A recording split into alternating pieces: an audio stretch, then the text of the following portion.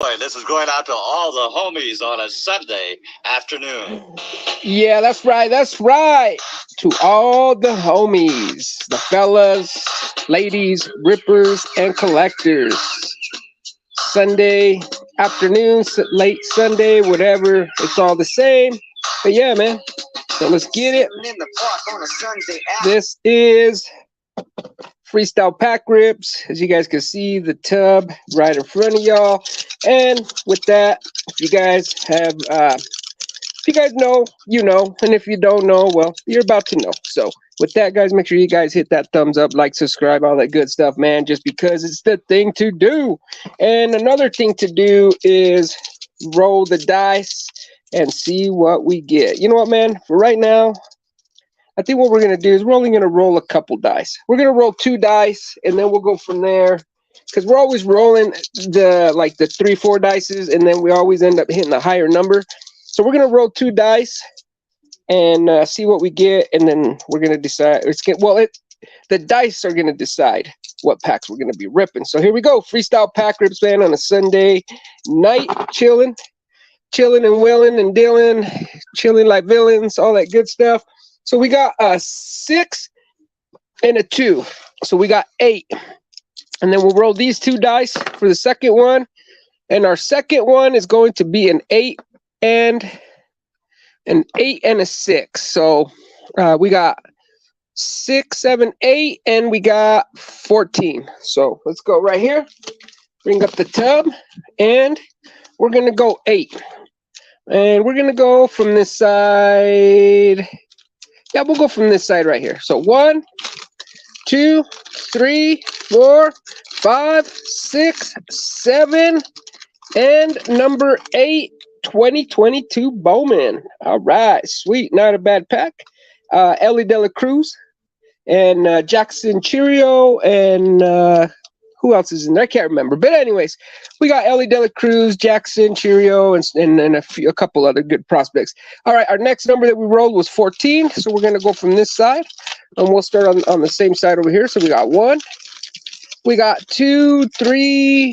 We got 4, 5, 6, 7, 8, 9, 10, 11, 12, 13, and 14. Select Fat Pack. Sweet 2021 Select Football with the 4-hanger pack exclusive red and yellow prism die cuts. Sweetness. That's actually pretty. I'm actually pretty glad that we got that one, man. Especially because it's Sunday night football, that good stuff, man. Maybe the football card gods will grace us with the great pack or a great hit there, man. So we're gonna see. Let's roll the packs. Let's roll the packs. Let's roll the dice a couple more times. Let's see here. We'll go the same way. We'll go with the first 2, and we got 3. So we got 3, and then we got 5 and 5 is 10. So all right, double 5s. Maybe that means something. Maybe it don't. But we're gonna go with 3. So we got 1. We'll go on this side first. 1, 2, and we got, I don't know what those are doing in there, but we got these little card sleeves here, so those don't count. So here we go, guys. We got what is that? An extreme value pack, 348 of what is this? Hit. Man, I don't even know what this is. This is it says this pack contains a random assortment of hit 2017 football low series trading cards numbered 1 through 65. The odds of finding a pack containing an autograph is 1 in 20. Contents subject to change. It says follow us on Twitter, Sage Cards. So there you go, guys. You guys want to go and follow these guys on Twitter? You can follow them at Sage Cards. So customer service, 1234 North Santa Fe Avenue, Suite 111 through 140, Vista, California, 92083. The phone number is 760-295-6595. In case you guys want to reach out to them and and say hi. So, all right, here we go, guys. So now our next one was double fives, 10. Let's go from here. 1, 2, 3, 4, 5, 6, 7, 8, 9, and ooh, we got a 2018 Don Russ little dollar store pack. Mr. Otani himself is in here. As you guys can see right there. It says, look for Shohei Otani. If I could get it to focus. There we go. Look for Shohei Otani first autograph. Damn. Man, how crazy would that be to pull out a Shohei Otani autograph out of a dollar store pack? All right, guys, we'll rip those packs first, and then possibly we may move into this one here. I'm not sure. It's been here since last night, so we may not, depending. Let's go, man. Let's get it. All right, here we go. We got my little bro in the house. What's up, brother? I'm doing good, man. Just chilling, bro. Sunday, man. Busy day. Just hanging out, man, with the family. And went and picked up, I found a used desk for really cheap. Went and got it so I can do some ripping. And yeah, man. But other than that, bro, just chilling. Sunday, getting ready for work tomorrow. Baseball card bros, you know, school, work, all that good stuff, man. You know, real life, real world things, stuff. So yeah, man. But before Monday, before back to the grind, we're gonna rip some packs, have some fun, man, and hang out and chill. So with that, guys, I'm gonna drop the link. Just in case somebody wants to come in for a little bit, hang out, man. You guys already know. You guys know what it is, man. So we'll do that. It is late, so I don't expect anybody to, too many people to show up. So, you know, I didn't even check to see if anybody else was live, to be honest with you. Let me check and make sure, man. And if they are, well, shout outs to them. But it's too late to let's see here. Home. Yeah, I don't think anybody went live. I would have gotten a thing or no, nobody. So we're good. All right, let's keep on, man. Let's push on. Let's continue on. Let's put some music on. Get the vibe going here. Give me 1 second. Let's see here. We'll go like that, man. And then we're gonna go.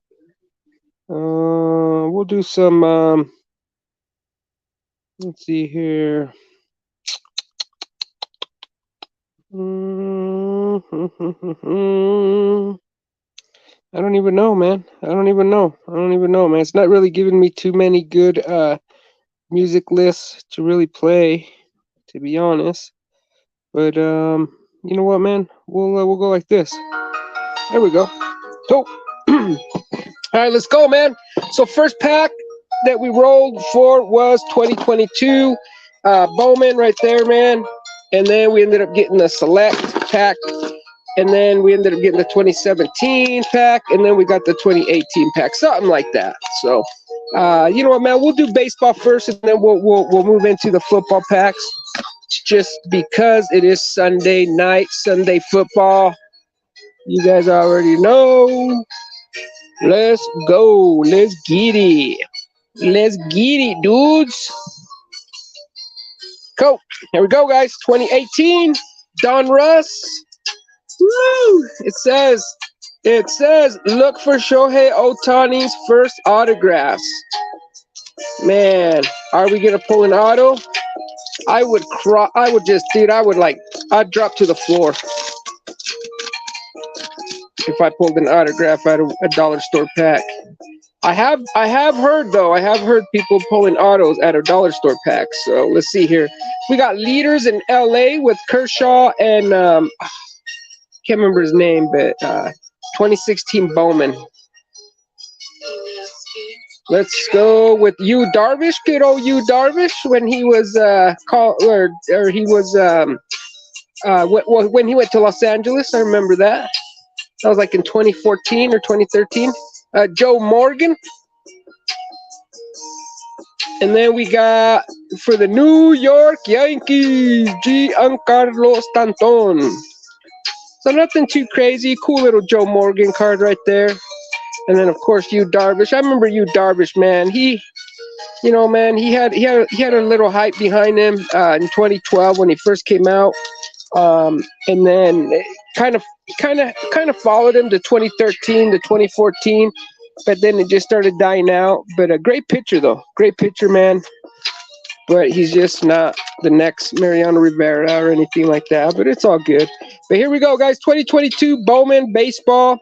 The first place to find the game's future stars. So there we go. There's the odds, in case you guys are wondering. So I don't know if you can read them or not, but hey, it is what it is. And if you guys got questions or anything, you guys can always contact customer service or email support@tops.com or call 1-800-489-9149. So, or you can visit tops@tops.com or visit MLB.com or also visit MLBplayers.com. So there you go. So if you didn't know, well, now you know. All right, let's go. 2022 Bowman. Baseball. We got Reed Detmers. We got O'Neal Cruz, rookie. So there we go. That's a good one. And Mr. Ronald Acuna Jr. for the Braves. Mr. Beast Mode himself.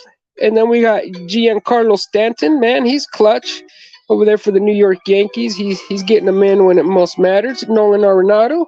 And then we got Cody Bellinger. And we got a Julio Rodriguez. Bowman in 3D, baby. J-Rod. Sweet. We got a Bowman first, Eduardo Lopez. We got a Khalil Watson. He's actually pretty good. We got Yoan Pinango, and look at Leo Verpiguero. He's a rookie in 2023. And then we got Malcolm Nunez. So there we go. And we got a guest. And it's my boy, Aaron, with Sports Cards. What's up, Aaron? What you doing, brother? Up, Rex? Just watching you rip some packs. Chilling out. Before we go to work tomorrow. I know, bro. It's like, dude, why? Oh man. Oh well, bro. Hey, at least we're doing we're doing the dang thing, you know, Aaron. So many homeless people out here, bro, in Utah, dude, that just, like so capable and so able, bro, to have a job, but bro, they choose that other life for whatever reason, man. And it's I rather bitch and gripe about going back to work than being on the streets and homeless, bro. That's just too hard, dude. It's sad, man. Is there a lot of homeless out there in Hawaii, bro? Yeah, there are. I mean, it's easy to kind of live off the grid out here, so. And why is that? What do they like? What are they able to take advantage of out there as far as like resources and stuff? Is it like because there's a lot of fruit, fishing, and stuff like that? I imagine, right? Like the island pretty much provides almost everything. Is that why, or what do you think? Yeah, weather's nice, always nice out here. Kind of get by, just by doing odd jobs here and there. There's a lot of people do that. They kind of live the, what'd you call that? Not gypsy, but like the traveling lifestyle. Yeah, hippie lifestyle. I can see that, man. I can see that. Hey, bro. Well, at least, man. Shout out and respect to the ones, bro, that do odd jobs out here, bro. These guys don't do nothing, man. They just oh, dude, they're it's a mess, man. They just do drugs out here. That's it.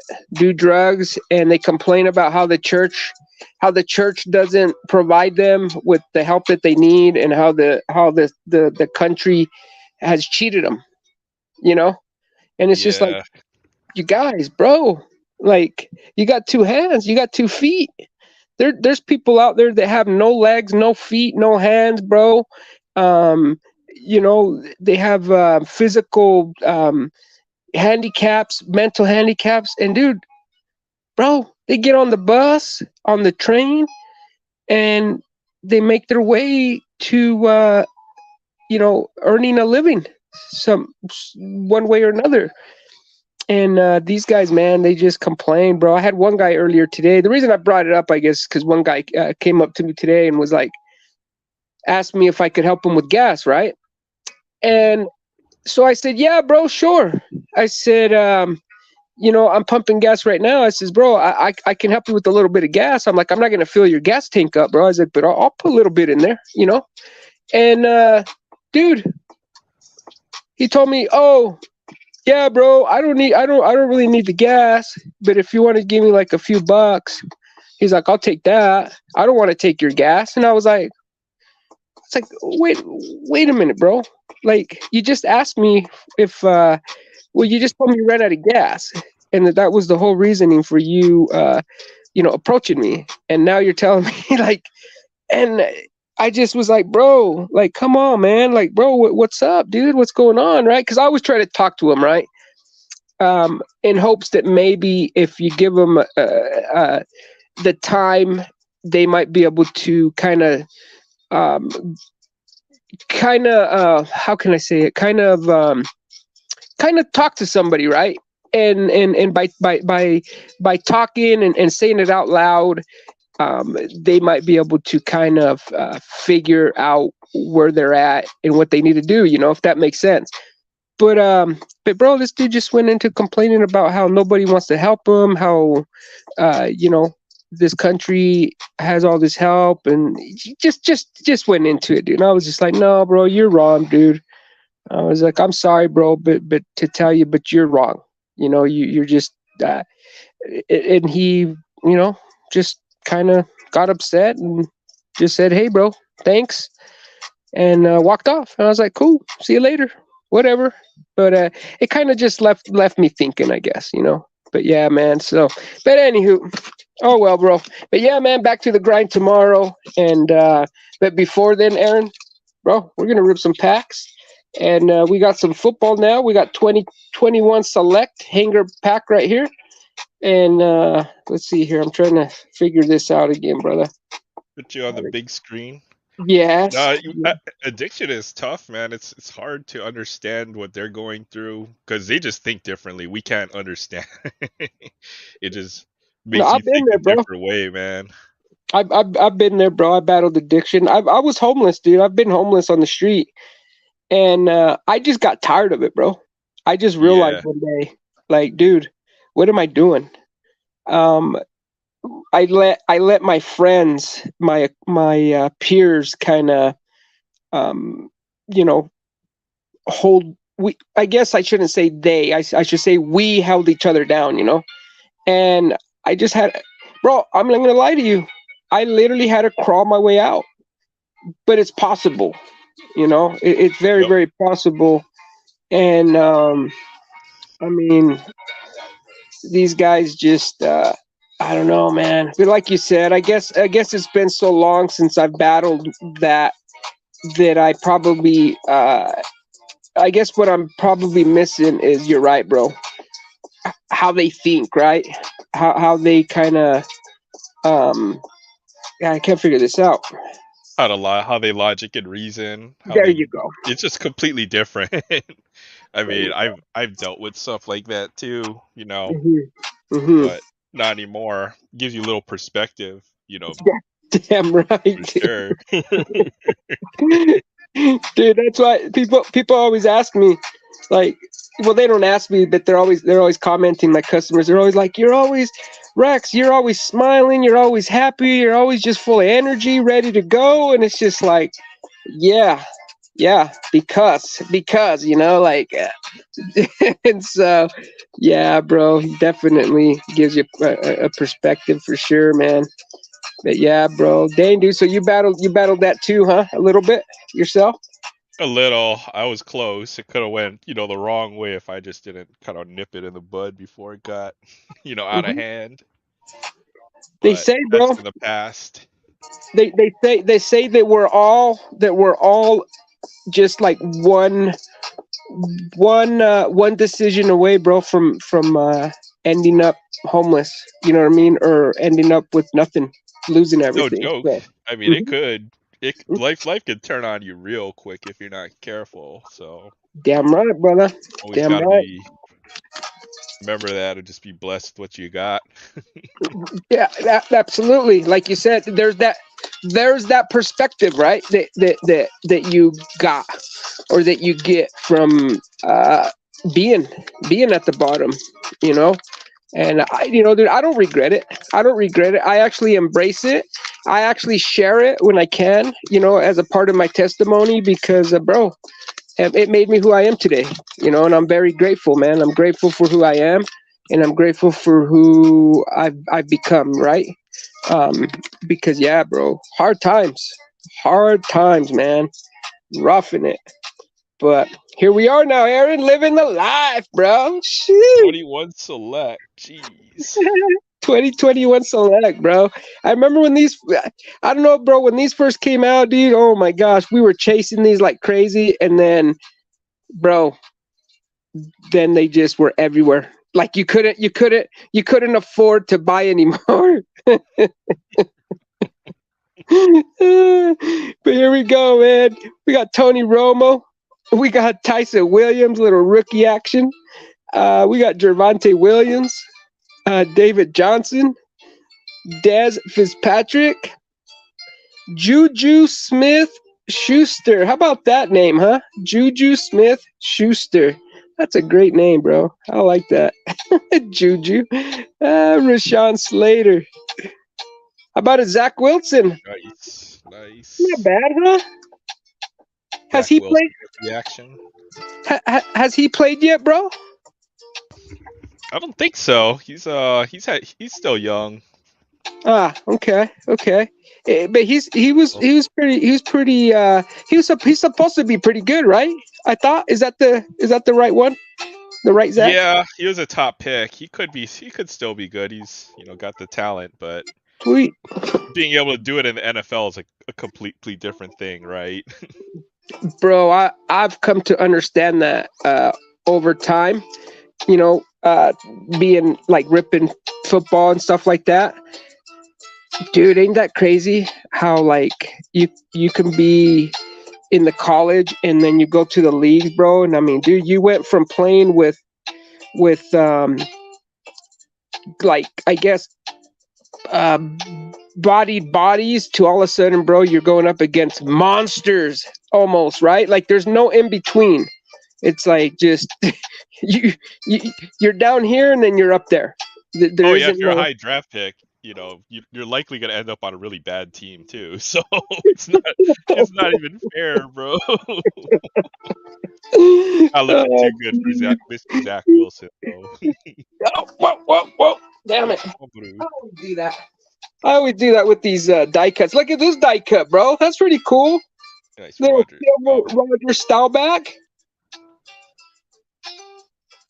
Isn't he an Hall of Famer, an old player, right? Oh yeah, for sure, Hall of Famer. Sensei might like that one. Dude, that's cool, man. And it's the silver. And I dropped it, bro. We got Josh Allen. Another good one, ain't it? Josh Allen? Yeah, he's got a couple more years to prove it, but Mm. he's done pretty well, I think. Mm-hmm. How about James Harrison? Hidden talents. And then we go into the die cuts. Chubba Hubbub. Dude, that name. Chubba Wow, Hubbard. bro. Oh, dude. Man, poor kid. What the hell? How about Ryan Tannehill? What's up, Sensei? Sorry, bro. Sorry, guys. I get talking and I don't pay attention to the comments. Baseball card bros. He's still in here, I hope. And we got Luke Farrell, rookie. Oh, that could have been T-Law. DJ Moore. Ooh, there we go. Patrick Mahomes. Gotta sleeve that one. Too bad it's a fifth year, right? Fifth year card or something like that. 17, 18, 19, 20, 21, fourth year card. Still a Pat Mahomes, best quarterback in the league right now. Heck yeah, he is, bro. I'm happy for him. Dwayne Eskridge, Derek Gore, rookie. He's over there with my homie. And then we got Jim Kelly, another old player. And then last card is Kyle Trask. Dude, he might end up being the one. Yeah, who started for he started for the Buccaneers, man. Over there with he's learning from the man. Mayfield today? Or did Trask play? I'm gonna check. I think he played one game or two games, didn't he? Oh yeah, Baker Mayfield started today, but you never know. Yeah. Still in the league. that's something. No, yeah, that's that. I mean, he's there. You never know, man. It takes is that one chance, and boom, that's it. Yeah. Kind of almost like in the movies, per se. All right, brother, you ready for this? Let's see here. So this is a crazy pack, bro. Check this out. This is a hit, and this is a 2017 pack. So we might get a Mahomes, bro. I don't know. I can't remember. It's the low series. Oh, but, dang. Yeah, I know. It. I know, bro.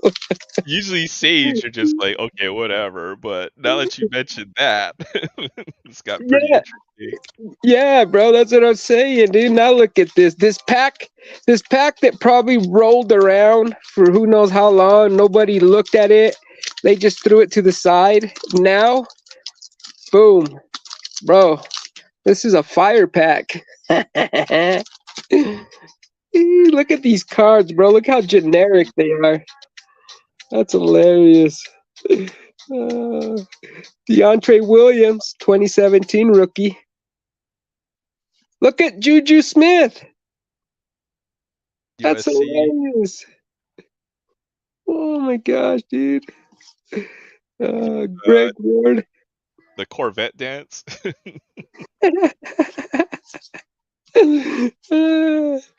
Darius Rogers. Another USC guy. You know what, Big Rooster? I do, bro. I do. I do. I ripped a lot of 2013 Garbage Pail Chrome. And I still buy. I actually bought some the other day. I bought a 10, and I bought a couple of the mega boxes of the school ones or something like that. But yeah, Big Rooster, I should probably rip some, man. I'll rip some one of these days, my bro.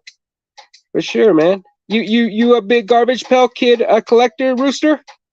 What's up, Sean? 420 in the house. Yes, sir. GPK. He says, "Go Lions." Oh man, Sean. We got D.D. Westbrook, Amara Darboh, Evan Ingram, and then we got in focus, Deshaun Kaiser, quarterback. Damn, did you ever hear about Deshaun Kaiser? He probably didn't make it. He was a pretty hot prospect, but I don't think he ever panned out. I didn't. That's what I figured. How about Tajay Sharp, instant impact? Then we got another info. Juju. Dude, what's up with Juju, bro? Hopefully he brings us some good Juju. Damn. He keeps popping up. That's the third Juju Smith card that's popped up, bro. We got Jamal Williams in focus. Adrian Colbert, 2017 rookie. Chris Wormley. Damian Mama. Jadar Johnson. Evan Ingram. Deshaun Kaiser. And Patrick Mahomes. Ooh, we got one. Nice ball. Shoot. Dang, bro. Good old Juju brought us some good Juju, huh? Freaking Juju. And then we got Ezekiel Elliott, instant impact. Look at Ezekiel, man. Poor Ezekiel, huh? He just couldn't get it, huh? He just can't get it, bro. Why? What? Oh no, that's not Ezekiel. It's the other quarterback for the Cowboys. What's his name? Dak Prescott? Yeah, Dak Prescott, Did bro. they win today? They smashed today. Did they? Dang, dude. Yeah, they put up 40 on the Giants. Woo! Damn, bro. So he's coming with it, huh? That's cool, man.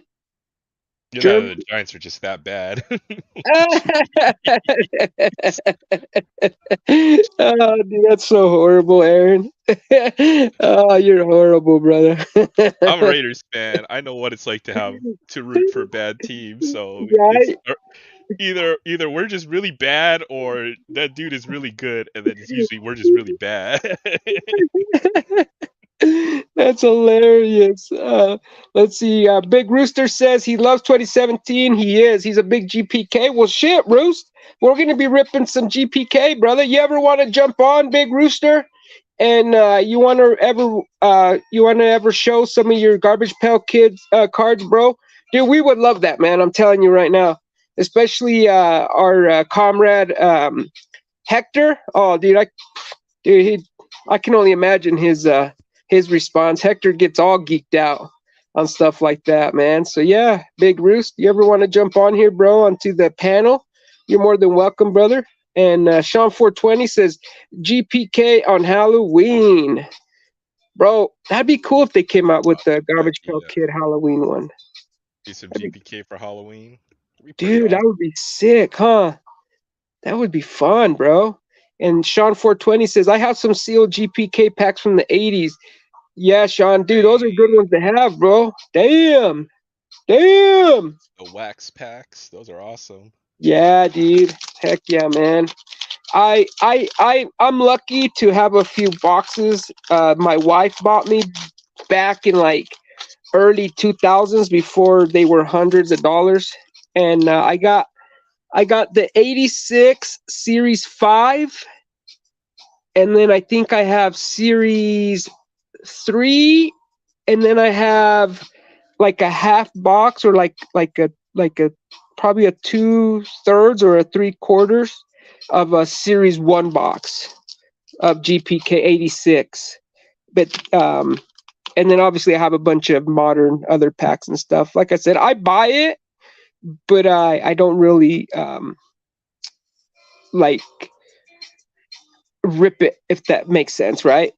But GPK, bro, I mean, dude, GPK's forever. I mean, I think everybody buys Garbage Pail Kids at least a little bit, right? At least a pack here and there. Do you, Aaron? Do you ever buy GPK? Let's see here. Oh, Aaron's muted. He's busy. So let's see. No. Oh, snap. I was muted. I figured you probably. No, I never bought GPK. It was just a few years ahead of my time, but I totally get into it. I was into like Teenage Mutant Ninja Turtles and who else? That's funny. Power Rangers. Yeah, bro. Dude, don't make me go bust out my turtle cards, bro, or my Power Ranger cards, dude, because I will, bro. Next time. That's what I was into. Micro Machines, bro. Remember those gross packs with the gross characters that were like, I don't know if you ever seen those. What were they? Gross something. But those came out like around the 90s or something. They try to give Garbage Pail Kids a run for their money, and they were cool, but no one was buying them. You know, so. No, yeah, I remember that. I think I remember something like that. They had a bunch of toys. Toys were fun in the early 90s. Yeah. If only we would have known, huh, bro? If only we would have known. We got let's see here. Big Rooster says, yeah, Big Rooster, it's a lot of fun, brother. It's a lot of fun, man. So whenever, bro, you want to jump on, all you got to do is hit that link, and then I just bring you in, bro. And if you ever want to shout out your channels, you want to share something, rip something, whatever, brother, that's what we do here, my man. So this is just a panel for everybody and anybody, man. Doesn't matter if you're big, little, if you're, you're beautiful, you're ugly, you're purple, you're pink. Aaron's bright green, and we allow him on here. That's why he doesn't show his face, because people Hey, I was on kind cam last night. I was on cam all last night. of. And then we got Chad. Turn There he my camera is. There's Aaron. Put my That's face an on the actual that's an actual a molding of Aaron. Oh yeah, this is my spirit animal. That's a little spirit animal. My Platypus. spirit Pokemon. Oh man. Chaz, what's up, bro? He says invest in Purdy cards now. He says stonks to the crescent moons. There you go, guys. You guys heard it here from Chance with collectibles. And if you didn't know, well, now you know. Invest in Purdy cards, y'all. Big Rooster says my Denver Broncos lost today. Oh man, the Donkeys lost. I Man, know. that sucks. My Raiders. It's a close game. Yeah, Sean 420 says you can't find GPK. Yeah, bro, it comes and goes, man. And they don't really print too much of it, which is pretty cool about GPK. They actually had a couple boxes at the card show today of the Chrome. And it was cheap. They was selling hobby boxes for $15 of Chrome GPK. Oh So, dang. yeah, I know I should have bought one or two, but I was dealing with other things over there. Big Rooster says, I have a hobby box of 2023 GPK Chrome Series 6 coming in the mail tomorrow. Dang, Roost. That's what's up, bro. Well, man, tomorrow I may or may not go live, but if I don't, some of my other StreamYard bros, they do, and man, if you see them go live, let them know that that you came over here and chilled with both myself and Aaron over here at Rex Freestyle Pack Rips, and bro, jump on in there, man. Like I said, dude, I'm pretty sure they would love to geek out and learn about GPK, bro. Pick your brain and absorb your knowledge, bro. So yeah, man, that's fun, dude. For Dang, sure. a hobby box. That's cool, man. That's cool. See, I'm not a big GPK guy like that, where I could do a hobby box quite yet. I can do a blaster or a few packs, but yeah, It's because I'm too busy buying baseball, right? And so, that's so for me, Aaron. I don't know if it's the same for you, my bro, but you tell me after. So for me, bro, I mostly buy baseball. Then I would say football, and then basketball, and then Pokemon, and then Magic the Gathering, and then as of late, One Piece and Lorcana, pretty much Oh is yeah, how. for me it's about the same order. I do Mhm, more basketball than football, and then yeah, after that it's Pokemon, Magic, and then that's mhm. about it. I don't have enough money to do anything else. I did go to a card show today. I picked up a bunch of stuff at the show, so Oh, did you really, bro? What'd you pick up? Show us, picked bro. up this Let me drop the link again, bro, just in case. dude, I got some nice stuff. I probably spent a little too much at the show, but I did pick up a nice little mountain of cards here.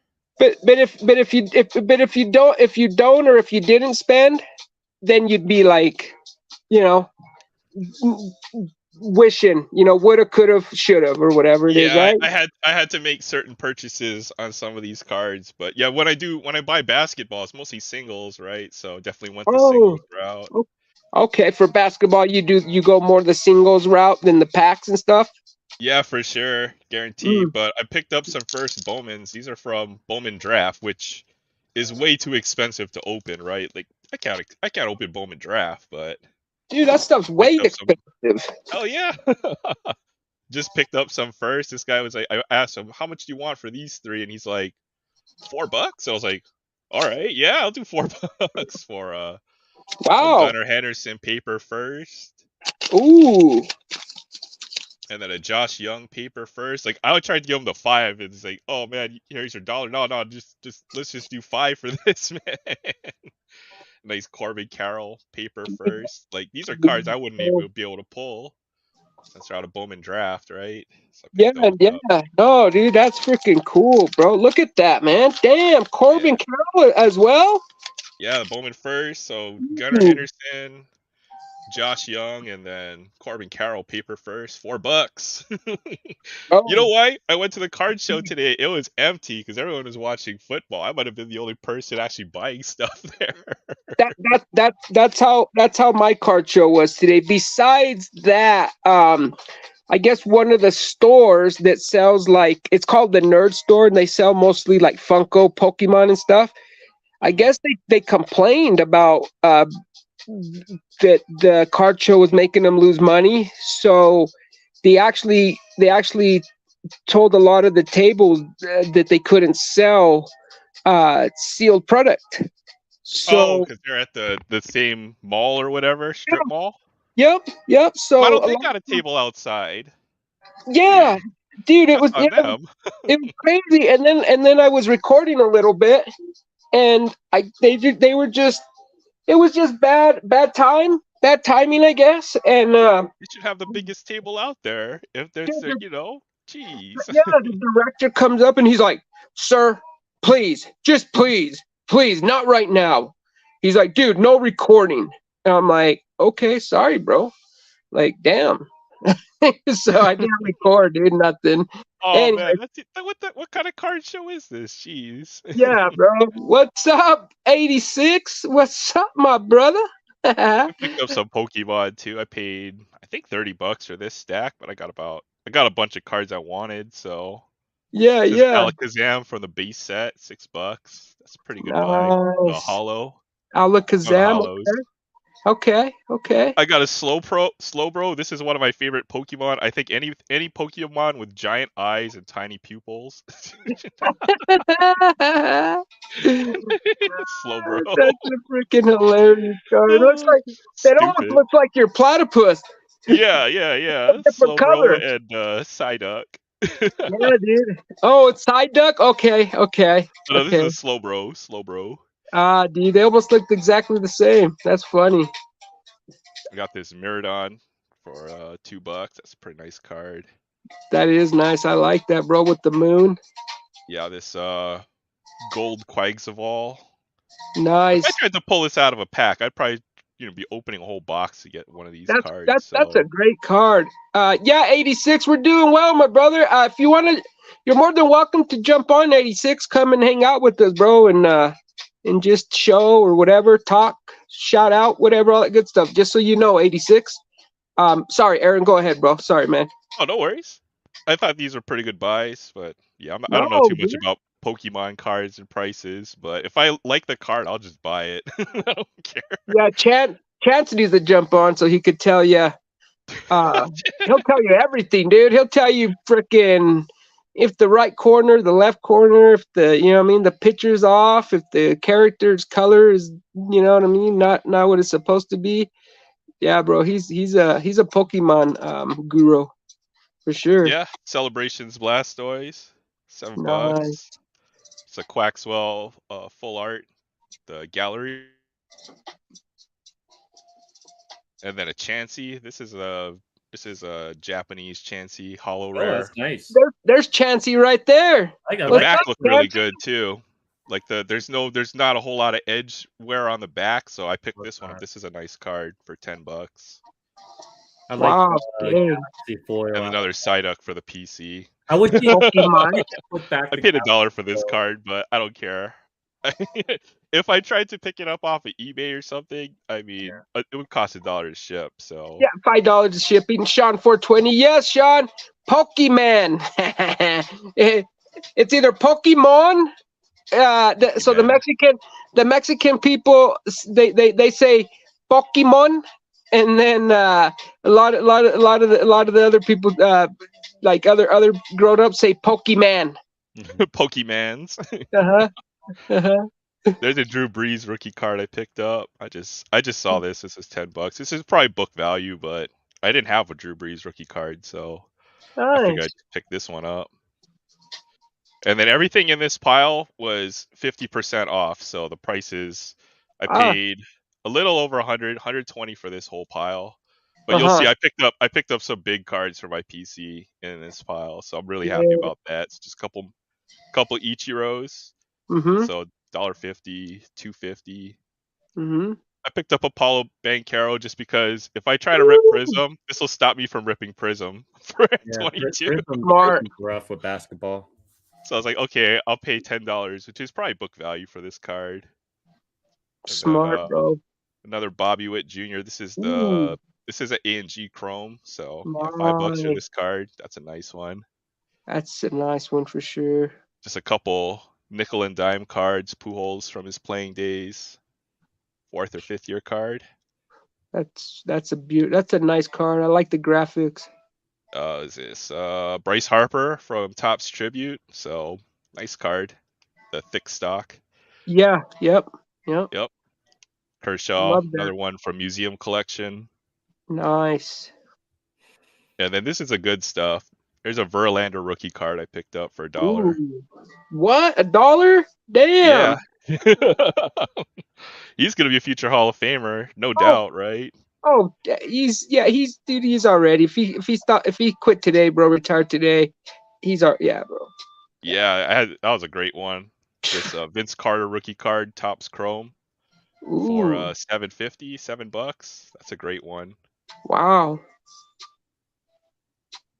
And then yeah, this Michael Jordan Hollow from '92 Upper Deck, Yeah, $5 for cool. this. Oh yeah, look at There you that, dude. go. That's It sick. even moves, like it moves, the background picture moves just when you. Yeah, look at that, dude. Those are Dude, I love cool. these cards. This is like one of the Yeah. cards. If you had one of these as a kid, my like Oh, you I were did. I do have them still. second year Larry Bird, $15 for this card. Oh That's a wow, dude. steal. Dang, look at Second Larry year Bird. Bird. I didn't know his cards demanded a premium, bro. Yeah, I got this for $15 though. That's a great buy. Hmm. 80 81 Larry Bird. See, you don't even see these cards very often. So to Mm-hmm. get this one's in pretty good condition. Honestly, the corners are nice. It's pretty nicely well centered.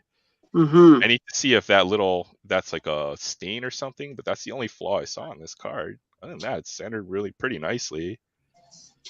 Dude, that's a great pick, bro.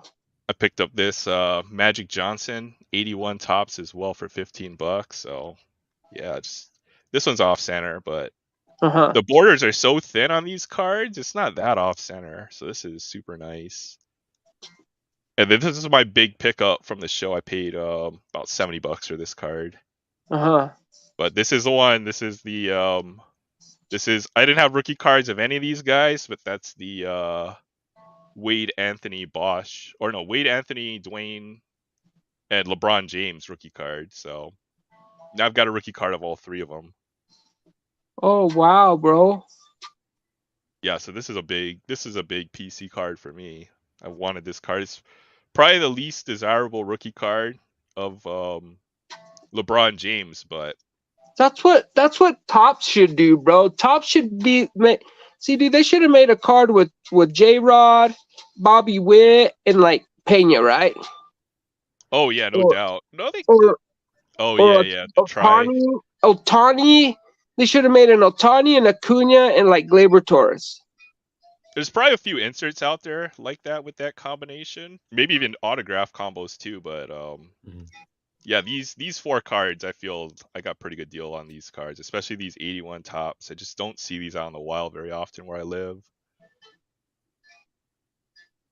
over Wow. eBay. So super happy about these two.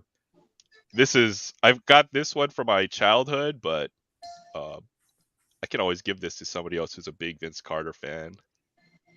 And then That's yeah, cool. this is my big pickup. It's not in bad shape. It's in Awesome, pretty bro. good shape. Super happy about Dude. this card. Look, they even had it priced at 200 on the back at some point. So Whoa. $70 for this card is, I think, pretty good. I think I did pretty good. Golly, bro. Dude, yeah, bro, that's a big card, dude. Like, Yeah, I would really have to really like or really want a card to spend. I would say if I spend $20 or more on a card, it's because I'm really gonna, you know, enjoy it, or I just really want it, right? So Yeah.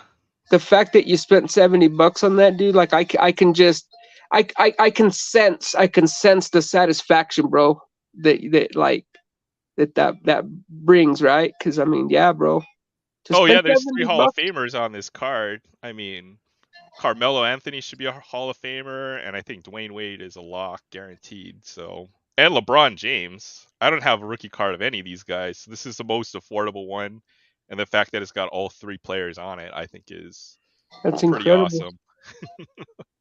So Oh, dude, finally got a yeah, LeBron James rookie card. yeah, no, definitely can appreciate a card like that, bro. Like you said, with three great players, um, that's cool. That's a cool card, bro. I'm not gonna lie. I can really appreciate that card. And I'm not even a basketball guy. Oh yeah, me neither. Well, basketball I Mhm. collected first. This basketball sealed is Mm, way too expensive, so mm. I just do singles for basketball now all day. Even $15 each for these 2 cards, super nice. The Magic and the Larry Bird. That's freaking so cool, dude. Yeah. Man, yeah, they did not have nothing at the card show today that I went to. It was just well, the energy wasn't there, bro. You know what I mean? Like people just started packing up, so it kind of sucked. Kind of It's sucked. probably because it was Sunday and because it was game day, so Well, I can't see well, anybody that wanting to go to a card show except for you and me, apparently. well, yeah. Well, not only that, but like I said, that store, they pretty much told everybody that they couldn't, they couldn't sell anything sealed, sports wise or Pokemon, especially gaming. It couldn't be less than 2 years old. That's bogus. Mm-hmm. He should Yep. be, that LCS should be have the biggest table out there in a card show at their mall. It's like, hey, look, Well, come back. Look at all the great stuff we got, you know? mm-hmm. Mm-hmm. And then the crazy thing, dude, is that they actually buy. They'll actually buy from you if you take stuff in there and they need it, or they need for their inventory. They'll actually buy it from you, dude. So it's like, dude, it's just kind of, I don't know, I don't know, but whatever, you know. Business is business, I guess. So and Yep. Sure. they had a Those flex, kind you of know. LCSs probably won't be in business too long. They'd be like that. Oh, a jerks, dude, dicks, dude. I mean, I know that at least four of those people there today actually go in there and buy comics and Funko Pops from them, right? Because they'll Mhm. get like the exclusive ones on certain days, and then they'll do like raffles. So, dude, a lot of those people aren't going to go there now. That's crazy. Yeah, Yeah, that's just sometimes bad business. it just really Hey, what's depends up, what man? LCS you guys go to. You know, like mine's over here is shitty. Like I just heard. So one of the employees that used to work with like under me when I was a lead over in Target. I didn't know that one store that's kind of like a jerk to most people. He had sold his LCS to some other person this past like July, just because of that very reason, different management, things like that. I think her excuse that he said was the fact that he didn't know what was going on with Fanatics and Panini and stuff, so he sold his shop. But I bet anything more or less is because he didn't manage it correctly and he lost a lot of customers and stuff. So it happens. Like you start acting that way in some LCSs and you don't think of the customers first and things like that. Like, yeah, it's Mm-hmm. not gonna last long. You know what I mean? You're gonna have to sell your shop to someone else that could manage it and everything. So it's yeah, man. I wouldn't be surprised if that place doesn't last that long.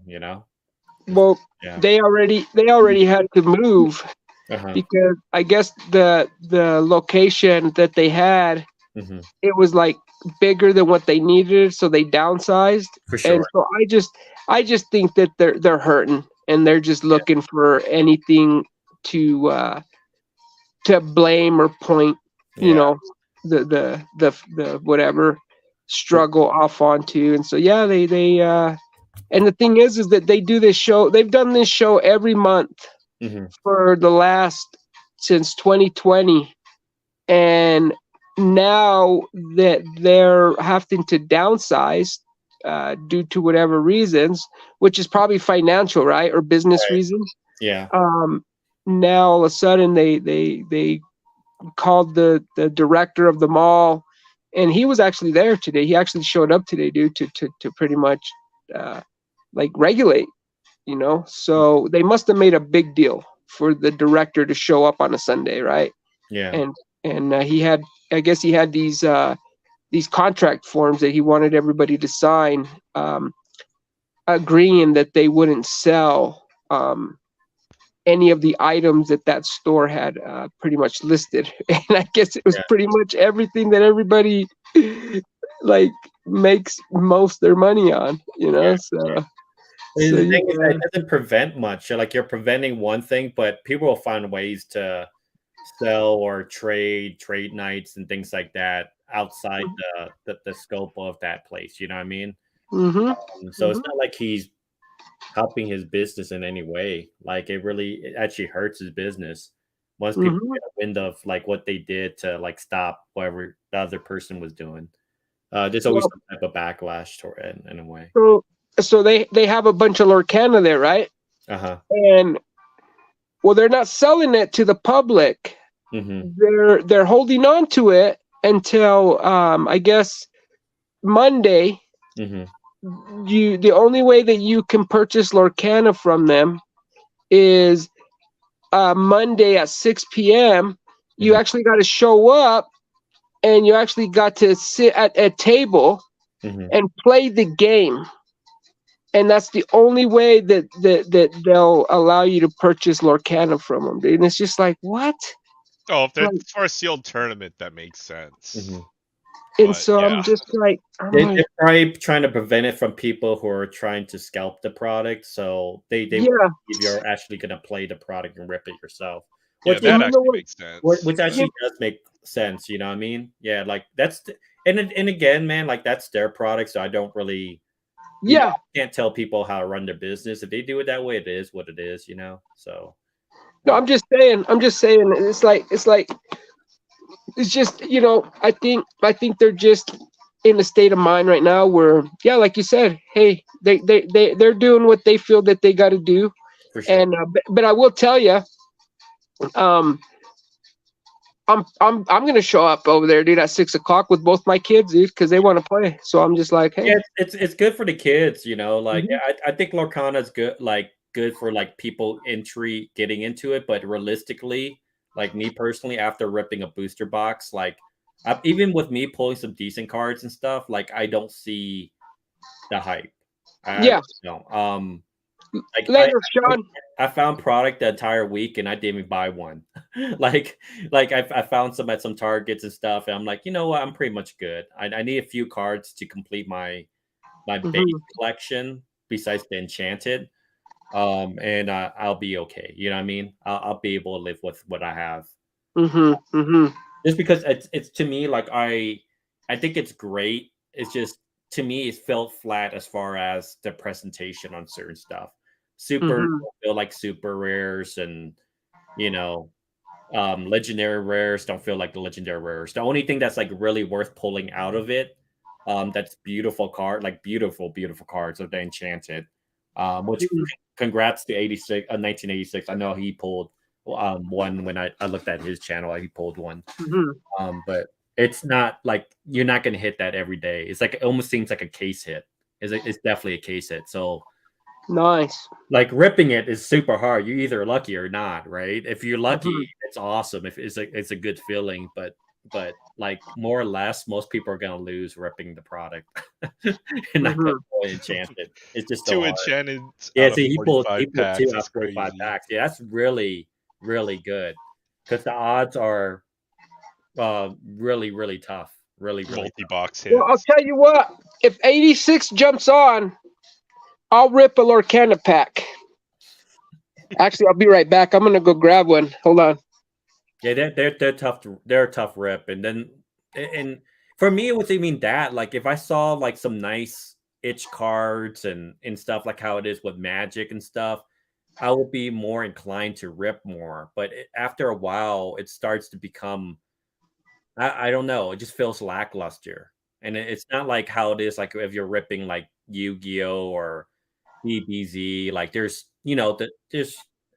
it feels like you're getting hits when you're ripping those, and the cards are nice and beautiful and stuff like that. But Oh yeah, like it's Weiss either well, Schwartz. look, Never like seen you those. saw what I ripped. Like you either get foil or you get the only good card is the enchanted. Like the foil is a really flat foil. Hmm. It's not like um it doesn't feel special when you pull one, especially in a legendary form. So for me, wise, it just doesn't hit that sync in my head. My I guess my the liking. So to get me to rip more of it, it's not like baseball or something. You pull like a number card, you pull an autograph, you could pull some type I'm of surprised form. they didn't have a full foil parallel set at least. You know Yeah, what I well, mean? I mean they Like had even when Magic was yeah, boring with mhm, no, just the rares, even the rares, the mythics, no yeah. non-foiling, they always had foil everything, foil No, common, no, and foil I agree, mythic, and that's exactly what I mean. Like even at with least that. even like what's like the big thing, like you pull something out of it that feels good. That's a Yeah, like starter deck though, isn't it? Yeah, it is. I got it for the kids so that they Well, it's could. good. I mean, it play. will That's teach you how to cool. play the games. It's good. Like for kids, it's Oh, no, perfect. Mostly there's, Hearthstone from what I've seen. Yeah. there's you get the 2 foils and then you actually get a booster pack in here. Oh, you do get a booster pack. Mhm. Buying the starters from boosters, man. I've done that for Magic. Yeah, sometimes you have to because like right now you can't find it. And like I think the booster box is not too expensive. It's like $15, something like that. But They used it's to have the Planeswalker decks. I'd buy those for the two boosters yeah, in them every yeah. once in a while. One Piece. One Piece is pretty cool, ain't it? I'll be honest with you, bro. Like One Piece, that was part to me. It's one of the dumbest animes. Like, like I know people in America love it, but there's so much better animes out there. You know what I mean? But it's just like one of those things where I was watching it last night I on know Netflix. Um, that's the move. That's like the live action thing. But like even for me, because people are like chance, give it a chance. Like watch it or stuff. yeah. It's I like freaking One Piece the anime. bro. There's like 800 episodes, bro. Like how am I even supposed to even Exactly. start? And the animation from the get go, like Aaron, was so garbage. It was so bad that like I can't. No, Bleach is good. Yeah, Bleach is good. I just never continued watching Bleach. I thought Bleach was good. The artwork was good, but like One Piece, the artwork was so shitty. It was so bad in the beginning. So It's how a many? different art style. I Yeah, think that's why people like no, it, no, it, like it the gets better manga. later on. But how much like do I have to watch? Like, do I have to be in episode like 300 before the artwork becomes good? Like Hmm. it's it's just too long. Their animes sometimes could be too damn long, bro. Like, Wow, look at this pack. Even the you could put, packs look cool. yeah, it's nice. You could put the story within like 24 to 26 episodes easily. And a lot of good animes were like that. Like, there's a lot of good animes that people don't know. Like, One Piece is a mainstream anime, almost like DBZ, and people fall in love with it.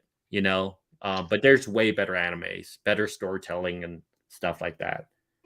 So Um, who am I Remember looking fighting for in words in here? Japan, but yeah, man, I know because I was talking about Titus about this, like, and he's in Japan. I'm like, man, these people don't know what good anime is.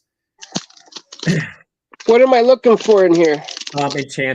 Enchanted. So it's a full art card. You'll see it. There's no way to look away enchant. Dude, it'd be nuts if he pulls the enchant out of there. Of course, Rex would. it's one pack, right? Yeah, Merlin. We got Gaston. Bleach was good. The storyline within Bleach, but I think they overdid it. 86. I think they overdid it. Like, there's Oh, times that's where an it's best to end Elsa. the series No, that's an sooner Elsa. rather than later. Get to sing the Frozen song now. Oh, that's cool. Cerberus, 3-headed dog. Yeah, that's from Hercules. Oh, okay. That's from Jumba Hukiba. Lilo and Stitch. He was like the bounty hunter or something. Oh, that's right. That's right. Of course, Aladdin. Ooh, one jump ahead. Dude, I Could be. remember playing the Sega Genesis game. Heck yeah. Dude, I played that thing till the very end. Leifu. And then we got a Rapunzel. Oh, that's a real good one, man. Congrats on that. That's a legendary. That's actually a good playing card one. I think that's about like 30 to 20 bucks, 25 bucks. That's Gifted, Nice hit. gifted Yeah. with I healing. don't have that one yet. That's one of the ones I need. It says when you play this character, remove up to 3 damage from one of your characters. Draw a card for each 1 damage removed his way. I Man, could see that's that. really powerful. That's like almost Yeah. like what's it like what's that called when you draw cards type deck? Oh, that was a good pack. What the heck? You pulled some 2 good cards. Take I mean, up. this is Rex we're talking about here, Chance. Come Yeah, I on. know. Your turn. That's 2 good. Like that's 2 good like playable cards. I think. Is it? Nice. Nice, Yeah. dude. Yeah, both of those. 2 Yeah, legendaries bro. right off the bat. Most times you don't get 2 legendaries. All right, here we go. It's like a shiny card. Yeah, so you always get 1 shiny in the back, but Oh, it okay. depends on what it is. Sword of Truth, it's okay. It's okay. It's not the greatest. But it's a common. Or no, it's a rare. See, it's just you see what I mean, bro? Like it's just flat. Like it's come on, bro. Like it's why The is it foils so are really dull too. yeah, They're that's almost what like I'm a saying, cold bro. Like, foiling. am I wrong? Am I the only one like seeing this? To me, it's flat. That's what Like like that edged foil. that does not make me want to rip more. And you either get that or you get enchanted. And those are the only 2 that are good. So you have nothing in between the middle. You know what I mean? It's either foil or enchanted, which enchanted is only based on those other cards. But the foil is just so flat. You know? In general, I'm against super blingy TCG cards, but this is just I they like need more. it. I like it because you have to get people engaged to pull. MTG does a good job on. I think Yu-Gi-Oh MTG went too far with I their stuff. think not for me. I think Yu-Gi-Oh went a little bit too far because even the comments look like over exacerbated on certain things. You know what I mean? To me, I think the reason why MTG did that, bro, is because Yu-Gi-Oh was like that. So they try to follow the Yu-Gi-Oh thing, but Yu-Gi-Oh was overdone. You know what I mean? It's just overly done. I think Pokemon does it right, where they only have 1 or 2 variants. Absolutely. But Magic is crazy. Pokemon is the best median, right? Like Magic, the amount of variants in Magic has stopped me from buying more Magic cards. I'll put it that way. They overly did it. I think once Double Masters VIP came out, their sets were overly done. I loved the artwork, but yeah, everything was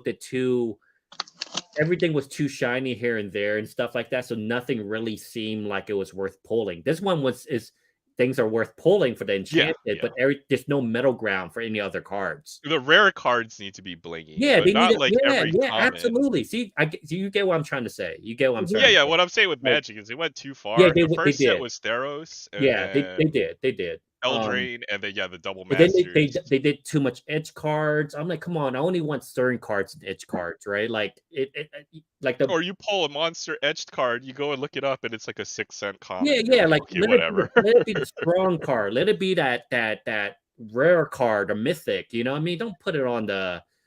I don't know, man. Like it's just. Yeah, you're right. I agree. I think Pokemon has it right down the middle, the right way. You know, Pokemon, because you get 2 foils, 2 of the common, 2 rare foils per pack, and then 1 special card, which is always a foil rare, and then you can pull secret, ultra, full art, trainer gallery, all that stuff. I love it. Ultra rare. Yeah, they make it seem. I don't know, man. The football games today, man. Did anybody watch the football games? No. I watched some, not too much. It was, dude. Like I said before, the Chargers doing something stupid where they can't win the game. You know what I mean? Like, offensive line was great until the last end, couldn't kick the field goal and win it. You know, but at least Tua won it. Who was the one that was saying Tua was a scrub? I can't remember who it was. Was it Vaughn? Yeah. Who was that? Let me call out Vaughn. Let me call out Vaughn. Vaughn. Oh, that was Vaughn. Yeah, Vaughn. Don't talk about football anymore, my guy. Like, dude, I keep receipts. I keep them. And, so I mean, like when you call a guy a scrub when he's throwing 455 yards, 4 touchdowns, like and you're calling that guy a scrub because of his health reasons, you know why I'm high on Tua. I've always been big on Tua. The guy's super accurate, and you say he doesn't have an arm, yet Tyreek Hill has over. Well, he has Tyreek Hill. He doesn't need an arm. Yeah, but it doesn't matter. He threw that thing 40 yards before Tyreek Hill ran in for that touchdown. So he has an arm. You know what I mean? He just doesn't need to. He basically cuts you by 1,000 pieces. You know what I mean? He doesn't need to do it. For sure. Like offense, and same issues that I said I had with Justin Herbert. He doesn't have that. Always towards the end, he just cannot win it, right? And it's not all on him too. I think they have more of a run game this time around. It looks like, but I did get that wrong. I thought the Chargers were going to win that game, but if anybody's going to beat them, it would be Tua. And who was talking about Jordan Love? I don't know who it was. Oh, that might have been me. Yeah, it might have been you. It might have been Sensei. But it's week 1, dude. It's week 1. It don't matter, man. The jury's were still so out. high on Chicago too. I'm telling you right now, I didn't think. Look at Jordan Love. He's not going to win them that division, but he's going to have a solid year. Same thing with Justin Fields. Even Justin Fields didn't play bad that game. They just couldn't. They couldn't punch it in the end zone. Couldn't score. They just couldn't score in the end zone. That's the reason why they lost. They couldn't score in the end zone. But Jordan Love is going to be fine for them. It's not one week overreaction. You're going to see them play some games. He's going to lose some games. But what I'm saying is that he's not. Looks like he's okay at the Packers. I know what you mean. He's going to be an average to above average quarterback at best. So it's not an overreaction. I didn't say said that he was going to be elite quarterback. What I said is that he's going to have a solid years based on his numbers. Same thing with Justin Fields. That is very fair. Yeah, and that's why I said 100%. And I said it. I didn't lie, and I said that Purdy was going to destroy the Pittsburgh, and they surely did. I keep receipts. You can look back in the videos. I always said it live. I never say anything. It's the only thing I got wrong on that one was I didn't expect I didn't expect the Chargers to have lost. I thought it was going to be a close game, but I thought they were going to win that game. It was a close game. I thought they were going to win that game. But yeah. Tua played lights out, man. Tua played. I have to root for Tua.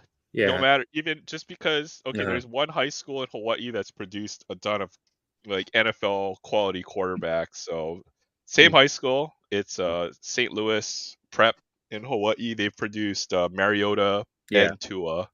So automatically have to root for him. Well, Tua was great, wasn't he, in college? Coming up? He's always been good, bro. He's just been always injured. It's the injuries that get to him, man. But when he's healthy, man, he'll beat you. You know what I mean? He's really dangerous when he's on point. Very accurate, timing is always good. All that type of stuff. You know what I mean? Man, my team will know by week 7 or so. But I think Tua's always played well. Yeah, he's always played healthy. Well. As long as he's healthy, yeah. Well, as long as he's healthy. I don't know. I didn't watch the Giants game, but they got destroyed by Dallas. It was better. It was a bloodbath. I keep hating them putting that first game with the Giants Dallas. I don't want to see that crap. We always know what's going to be. Either it's a close game or it's a beatdown, one of the two. It's just not a Thursday night and Sunday night games. Don't tend to be very. Tomorrow's going to look good. Tomorrow's going to look good. I still have Patrick Mahomes winning that division. Honestly, I still see him winning that division. Yeah. I don't know you. I don't know. The Raiders won today, so everyone does it with every team. We're at the top of the standings in the AFC West. You mean? I don't know what you mean by that, Barrett. You gotta give more context on that. I don't know what you mean by that. Overreaction on week 1. Yeah, everybody does. It's week 1, but it's something that there's no overreaction because I still have the Patrick Mahomes winning that division. You think it's too early to overreact, right? With the Bengals, the Bengals played terrible today. You could, even if it's the first week, you still see tendencies. I'm not saying that they're going to win the thing. I still have Patrick Mahomes winning that division. Oh well, KC did as expected. So, but the overreaction to the other games, right? There's certain ones too. You can totally overreact. Let me see. What did I say last time when I was on 3-pack thing on there? On Like, the NC, let's see here. Green Bay. I still have Detroit winning that division. I have the second person would still be the Vikings right under. Is why. well, it's the outliers that we Um, panic about, right? Yeah, Well, Green the Bay. Bengals getting smashed. Green Bay. I have them in third in the division, still in the North. They're not gonna. They're not gonna win the division. What I'm Green saying Bay is, like, was a surprise to me what you're today. gonna see is That's that an they play outlier, who? right? Who? Green Bay. I didn't think they'd win that big, but they're an outlier. I That's didn't think why they were. week 1 would be I didn't think they were gonna overreaction. get. I didn't think they were gonna get 38. I thought they were gonna get 28 and beat Justin Fields just because he Yeah. is a better pocket passer. Like Jordan Love is a better pocket passer than Justin Fields. But it's not like Justin Fields didn't do bad. Like he actually did okay. They just couldn't score a touchdown. Mm-hmm. Yeah. We'll know who's real and who's fake by like week 4 or Games we 5. didn't That's the way expect to I'd happen. put it. Mm-hmm. Yeah, like the because ones that that's you what- expect to happen, but the surprises you can't make too much out of them. Yeah, that's what I was Quite gonna say. yet. The I'm injuries. not surprised. The only surprise that I had was the Chargers. I thought they were going to win that one. Oh no, Bengals. the big surprise, Baird, would be the Browns. I thought the Cincinnati will lose that game, but I didn't think it was going to be that big of a margin. Like Mhm. because every single time, statistically, if you looked at it, the Browns has always had the number on the Bengals. So I did believe that they were going to lose that one, but not by that margin. I didn't think he was not going to score any touchdown at all. I thought it was going to be like 21 to maybe 14 or 21 to 10.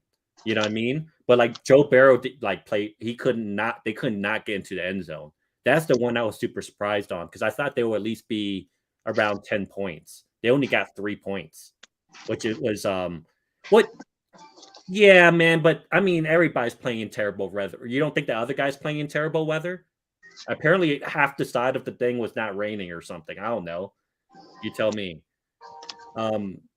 Everybody plays in terrible weather. Everybody has to deal with certain situations. Everybody deals with the same thing on the field. Well, some teams handle it better. Like if you're a bowl team, or if you're if you're a Tough dome luck. team, or if you're a That warm hurts weather my- team, That hurts my you heart. do not play well That- in bad weather, and it I does don't know. That have a seems like bigger a effect on the game, new right? team problem, then, in my opinion. Well, no, even Green Bay. That's why they have such a huge home field advantage. Like most home field I hate- advantage is usually Aaron, like 4 or I 5 hate that points. excuse, bro. Like But Green Bay, it's okay, is a. I know excuse. what you're saying, right? Did But your, like did your team not beat the Donkeys today by 1 point? from a purely gambling perspective, and I used to do this a lot. Uh-huh. Like Green Bay home field advantage is a thing, and so is Seattle's home field advantage. I know, Certain man, teams but have. like in the end of the day, bro, like I get it. Like you, like same thing with the It's not an Broncos, right? You have excuse to some lose, there. right? It's But not an excuse. Good it teams is a find ways to factor. win. Your It team, is a the factor. Raiders, Mhm. came back to win, and I expected your team to win. Actually, that was one of the teams that I thought was going to win. It's not like the Broncos played bad either; they played good. It was just a one-score game, and you guys made the better adjustments. I still have like the Raiders. in the, Who's the Jimmy G Broncos made a key quarterback? first down. what happened? Who's the G. quarterback for the Broncos? Man, Jimmy Garoppolo. Jimmy He made a key okay. first down and Uh-huh. and ended the game with Yeah. that first down. That was a big play.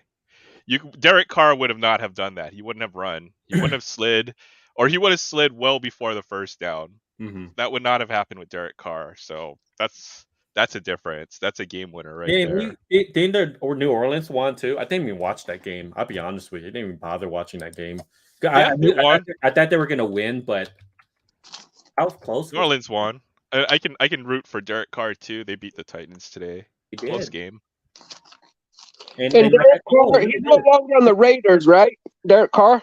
Just like I said to with be. Mac Jones, it looked like he played pretty damn good too. So I know a lot of people were giving him shit this past year. Mhm. And look at his stats. He lost to the Eagles, but losing is losing regardless of the fact. But it looks like he's his original self: 316 yards, 3 touchdowns, 1 interception.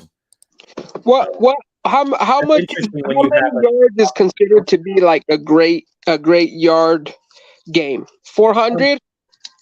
Look, you never want to It be used at to be 400 300. because if you're at 400, bro, that means you're in a shootout of some sort, right? Like you're having to throw a lot to get back into the game. You know what I mean? So you kind of see it based on stats, like of the game. Like if I didn't watch the game and I saw like the stats, I'll be like, oh crap, this team was far behind. They didn't have a lot of time, so they were throwing more, right? And that's what happened with Mac Jones. He had to throw more because the team was probably playing from behind. And the Eagles are a really good team. They're a really good team. The Eagles is a stout team, and Jalen Hurts wasn't the better quarterback in that game, but they still won. 22. Well, stats wise, you have to look at. There's stat-wise. like a bunch of other things Oh in yeah, the for box sure, that sure. No, I you get have that. to I look get that. at. Yeah, and technically, him not having to throw a lot helped them win that game because they probably was running the ball efficient. If I look based on runs, they probably ran the ball pretty well, ate up the clock. Yeah, No on time of possession, time Eagles positions. Yeah. barely. Oh, it was crazy. It was pretty close. But the I Pats think, are a nickel and dime team. yeah, The way it that seemed they're like like, more turnovers than anything else. But I and mean, that's the other thing with Mac Jones is, yeah, his stats are gonna look good, but yeah, I mean, a lot of Pats plays are basically run plays the way that yeah, they do it. So, and Pat even then, he's Mahomes. only 35 of 54, so he's not yeah. hitting a deep ball. 316 on 35 completions, hmm 54 attempts. I mean, he played well. He obviously He was played playing pretty from decent behind from today. what it looks like. Just basically looking at the stats. I mean, one of the Oh, interceptions probably cost him the game, you know what I mean? But that's some how of the he other is. I ones never were said that he was winning that division. I said that would have a better year this year than last year. Defensive third and coach, fourth down offensive coach. conversion rate as well. Like honestly, the Patriots will still probably be third in the division, more or less. You know what I mean? Um, the Dolphins is the black horse in that division because I still think like the Jets and Josh Allen, the Bills are going to be that team to beat in that division. But like as long as Tua can stay healthy, super dangerous. Yeah, Philly Oh was wow, up yeah. Oh, I 16-0. see. So they were up 16-0 to start. Yeah. So he was playing from behind. Because most times Mac Jones numbers are mainly around like 250 to 2 touchdowns or something like that. When he does that, the team wins. When he has to play from behind, you see those big numbers, but he's not. That team's not going to win. Mhm. That was a close ass game, though. Holy, I should have watched that game a little bit more. Yeah, there was I don't know. There was that wasn't surprising to me. Like the biggest surprise to me was that was it the Bengals game because I thought he would at least score the touchdown. I thought that the Baltimore was going to win the Oh, game. bro. Yeah, I actually have Baltimore winning that division. I feel like, You know, Mac Jones played well today. Just yeah, he's on the hot seat, I think, from last year. yeah. So Baltimore I have winning that division on AFC North, and then I have Cincinnati that's possibly is going to win that division. But man, the way that the Browns didn't play bad. Look, I don't even think the Browns played good. I just think that the Cincinnati played so horrible. Yeah, but you're right. Rain conditions, different teams can't handle it probably better. The Browns run the ball better probably that day, today, and they won. Good for them. The defense was probably better too. Um, I still have Baltimore winning that division. I feel like as long as Lamar gets back into his prime, I don't feel like this is the year for the Bengals. Like I think they're dealing with a lot of stuff this year. I don't think this is going to be one of those years that they win. They might get into the wild card, but who knows? It's a little bit difficult. I think they have the tougher schedule this year. Teams with the toughest schedule are um, New let's look up England, strength of schedule. Las Vegas, Miami, the Los Angeles Chargers, and Kansas City. San Francisco has the easiest ones. They should make it into, winning the division and everything else. I don't know the Super Bowl, but probably freaking the Chiefs again. Let's be realistically. Like we all know that they lost that game on Thursday, but you know how Patrick Mahomes bounced back. I'm not even like worried about it. Like well, Says I the am a little Eagles bit worried have about it because the I don't want the Chiefs to win again. I would rather have anybody but the Chiefs, honestly, Barrett. Um, but yeah, who knows? It's the first game, like you said, man. Like you don't know until half the games, but I still stick with what I like the teams I think is going to win the division more or less. What's up with Burrow? Why shouldn't he been playing? He wasn't he didn't have a lot of reps, so he got injured like 2 weeks ago, pulled a hamstring or something like that in his leg. So he never got the timing down with his wide receivers the last 2 weeks. But still, like, man, you like and it might not be all on him too. Good coaches find a way to win. You know what I mean? Like it's a team sport in the end of the day. Of course, you have players that could overcome weaknesses of offense and all that stuff, but there's still no excuse for 3 points. Man, it was like 3 to something. Like you couldn't even punch it in once. I expected them to lose this game. I did. Just the Browns always smacks them around. So the Browns have their number. It's like one of those divisional rivals that you always have a hard time against. And it's kind of like the Astros and the Yankees. Yeah, Cincinnati never does. I think they're 1-5 now. 1-5 against the Browns, which is crazy because the Browns get smacked around by every other team, you know. But like for some reason, with Cincy, they just play hard, you know. They just play hard. It's almost like Philly, Philly and like Dallas. They always play them hard, you know. Just weird. They put that little extra in there just because. Yeah, the little extra in it just because, you know. Funny. Based, like I think if you look based on upsets, that was one of them. The Colts was another one, and that almost became an upset. Like the Colts played really well. That surprised me. So I was wrong in that context. I didn't think Anthony Richardson, when I was watching the preseason, he was very his mechanics were really robotic. But he actually, even with the loss, he played pretty good. I'll give him his props. Like he played to the best of his abilities and for a first starter. You know what I mean? He lost, but kind of earned my respect on that. Like he played really well. He did. Not the greatest. Who was this? What quarterback was this again, Chad? The new one, Anthony Richardson.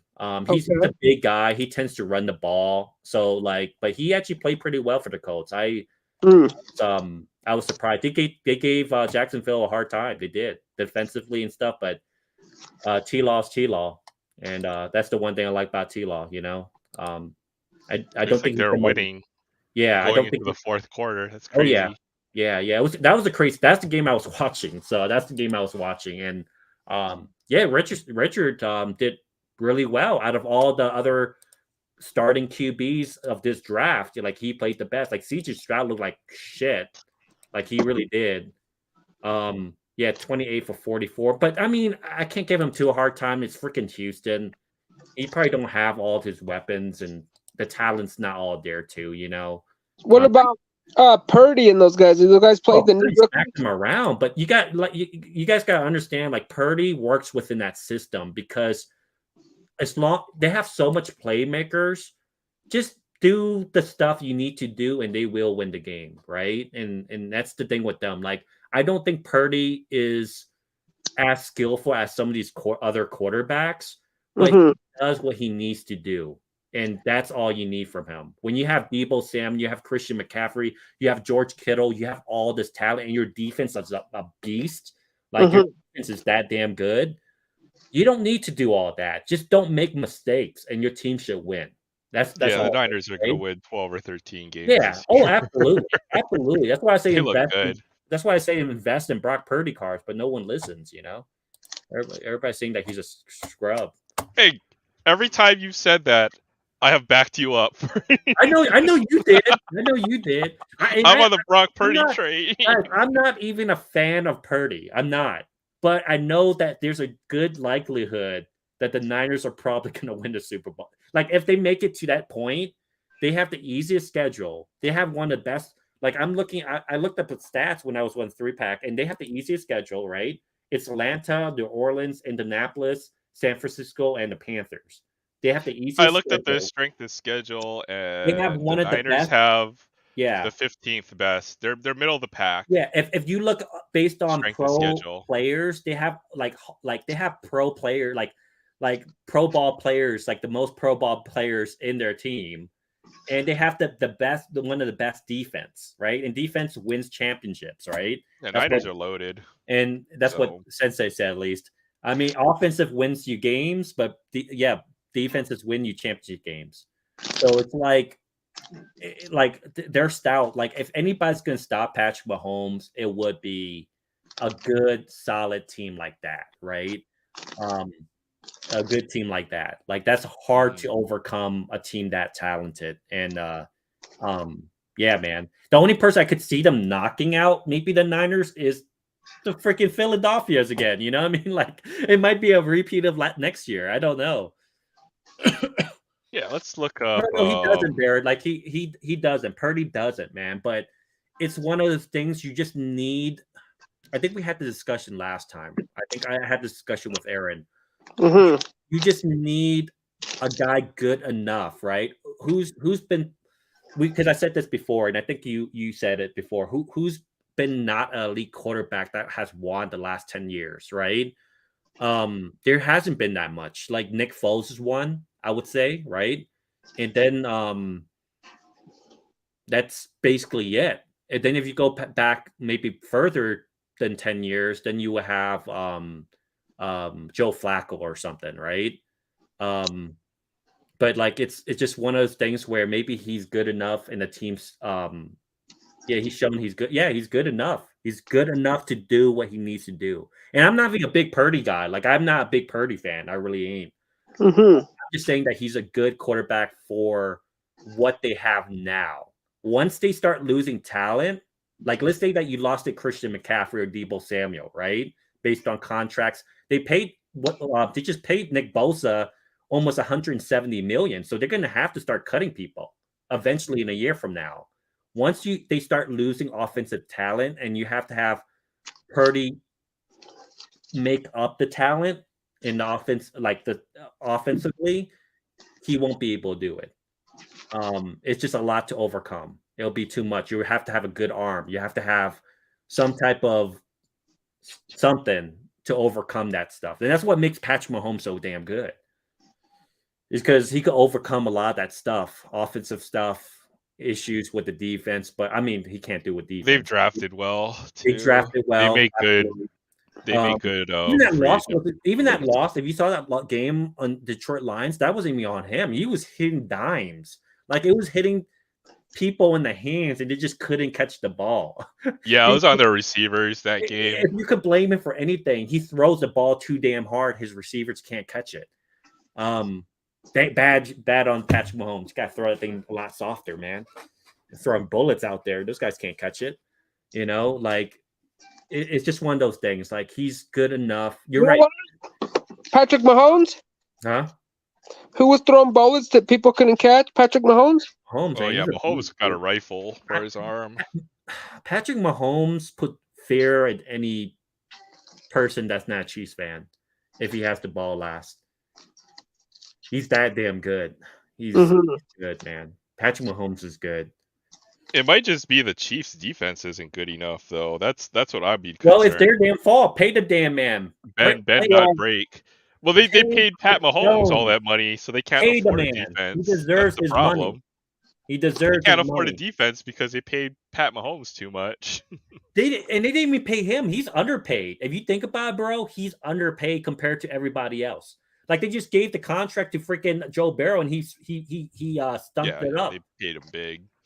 But Tom Brady, in his peak, took a smaller contract so that he could get better players around him. So that's a big.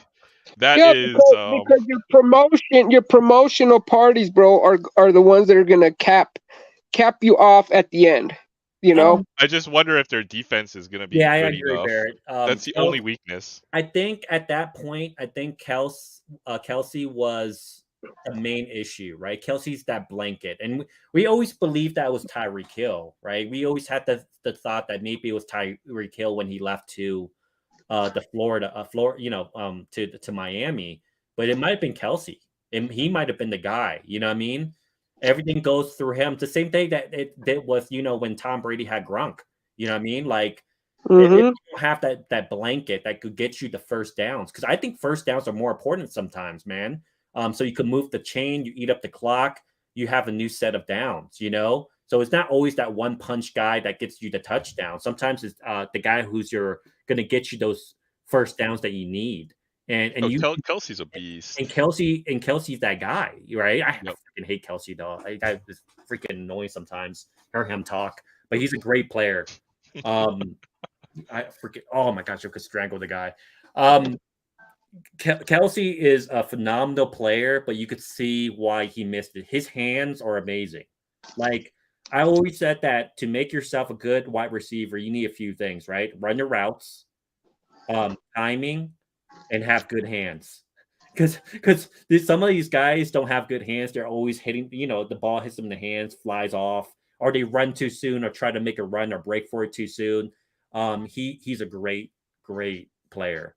One of the things that I liked about when Tom had Wes Welker and Julian Edelman, they had great hands, ran the routes really well, right?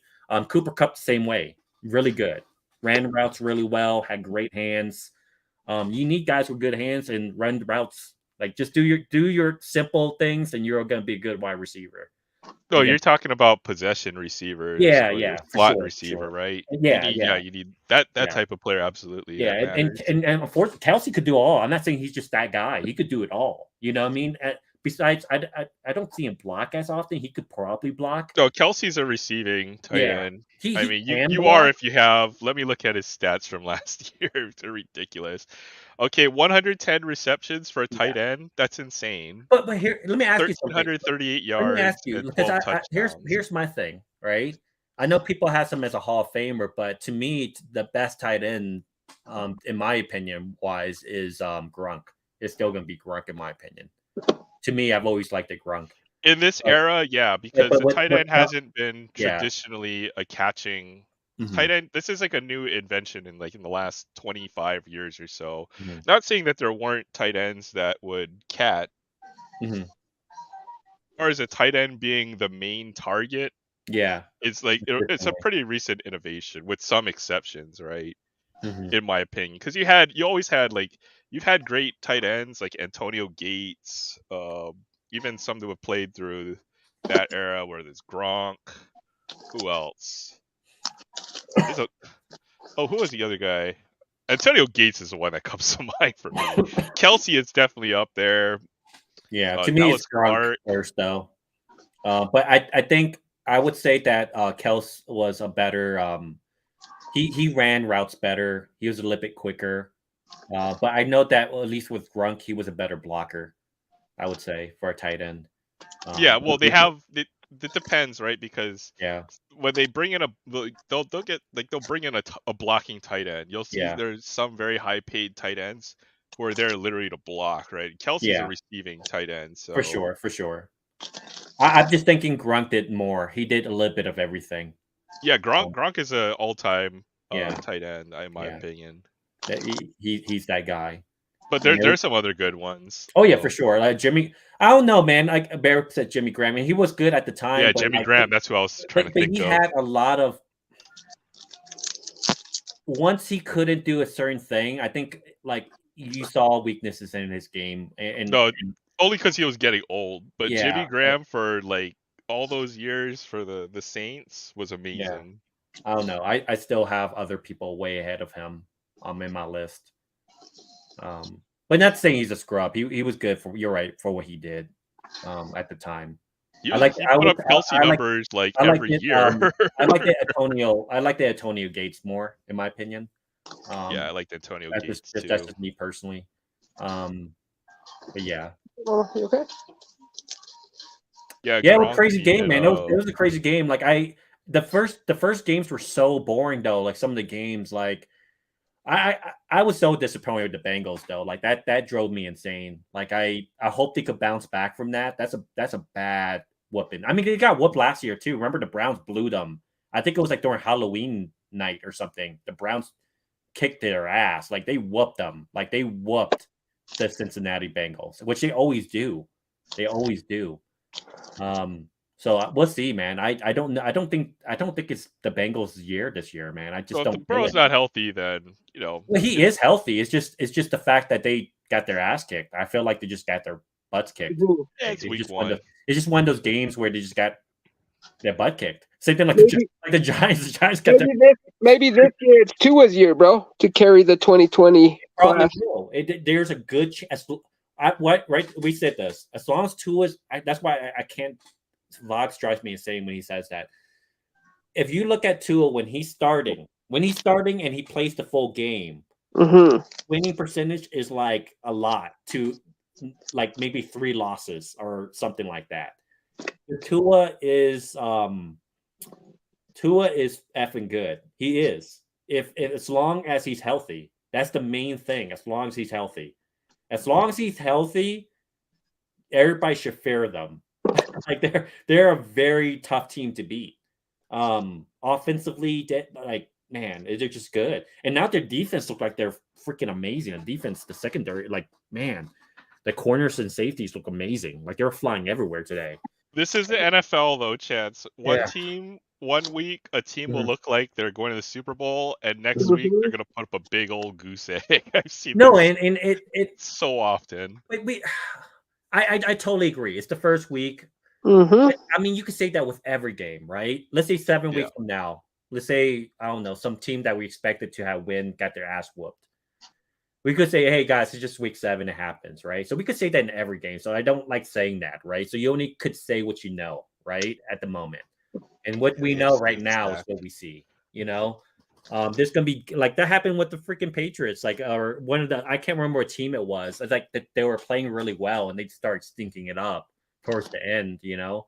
But you're gonna have bad games like that. But you could still see flaws that needs to be fixed and things like that. But that's why I'm hoping the Bengals will pull it together, and I think they will. But I still don't think they're gonna win that division. I still think it's gonna be a team that's going to be more dangerous and doesn't usually have any issues between playing the other two and plays competitive would be Baltimore. And I'm not being a big Lamar fan, but I think they're going to win that division this year around. It'll be either one of those two teams. They're the heavy favorites. Yeah, but one thing I know is Patrick Mahomes is going to make it again. I like, good gosh, the Chiefs are going to find a way to make it, you know, to the conference championship. So I hope I'm wrong, man. I swear to goodness, I hope I'm wrong. I need to see something different. I'm tired of seeing the Chiefs in there every single time, man. I don't mind. You don't mind. I mind. So when they get to the playoffs, I mean, good gosh, somebody tell me in the chat, like, do you guys really believe the Chiefs are not going to make it to AFC again? They're going to make it again. Mahomes is not going to allow that not to happen. Yeah, man. Look at the Chargers. They charged again. They just needed to kick a field goal to freaking win, and they couldn't do it. They couldn't make it into the yard. Long season. A lot can happen. Good gosh, you're right, Aaron. But it starts with your division. I should blame your team. I should blame you. Hey, we won today. Yes. That's right. Yeah, Raider Nation. You better end up beating the Chiefs. We're undefeated. We're at the top of the table. You beat the Donkeys, okay? Go beat. That's right, the Donkeys. Go beat the Chiefs. Go beat the Chiefs. We beat the Chiefs. We beat them. We beat them a couple years ago. Buffalo Bills, and I swear, gosh, like I hope they do. But Josh Allen always breaks my heart every freaking year because I have my own team, as you can tell. But I do I do want to see players succeed. Some good quarterbacks. Josh Allen's one of them. But he always ends up doing something stupid. He doesn't show up when he needs to show up. Like show up in the freaking like the do or die games, man. Come on, man. Like I don't want you like to do all great in the regular season and then you lay an egg. Like, come on, man. Like you're supposed to be that guy, you know what I mean? And well, you gotta remember too, bro, that throughout the year, who knows that they lost one, the coaches insulted him, made him feel a certain kind of way, and then they carrying those grudges, those chips on their shoulders. I mean, bro, you got wide receivers that just all of a sudden, bro, they don't like you as a quarterback or something like that, dude. So they're just gonna miss the ball just to freaking make you look bad, bro. But that's the same thing. It's even throughout. Everybody has their problems. Some might have more problems than others, but every mother person has their problems, right? That's the worst way to look at it, man. Because I'm pretty sure the Chiefs deals with the same damn crap. But you have such a strong leader to overcome that stuff. If you're going to be a leader of your team, which he's a captain, you have to be able to overcome that type of stuff, bro. Like that's your job. That is your part of your job, man. And whether you like it or you don't, you know what I mean? Like strong leaders are.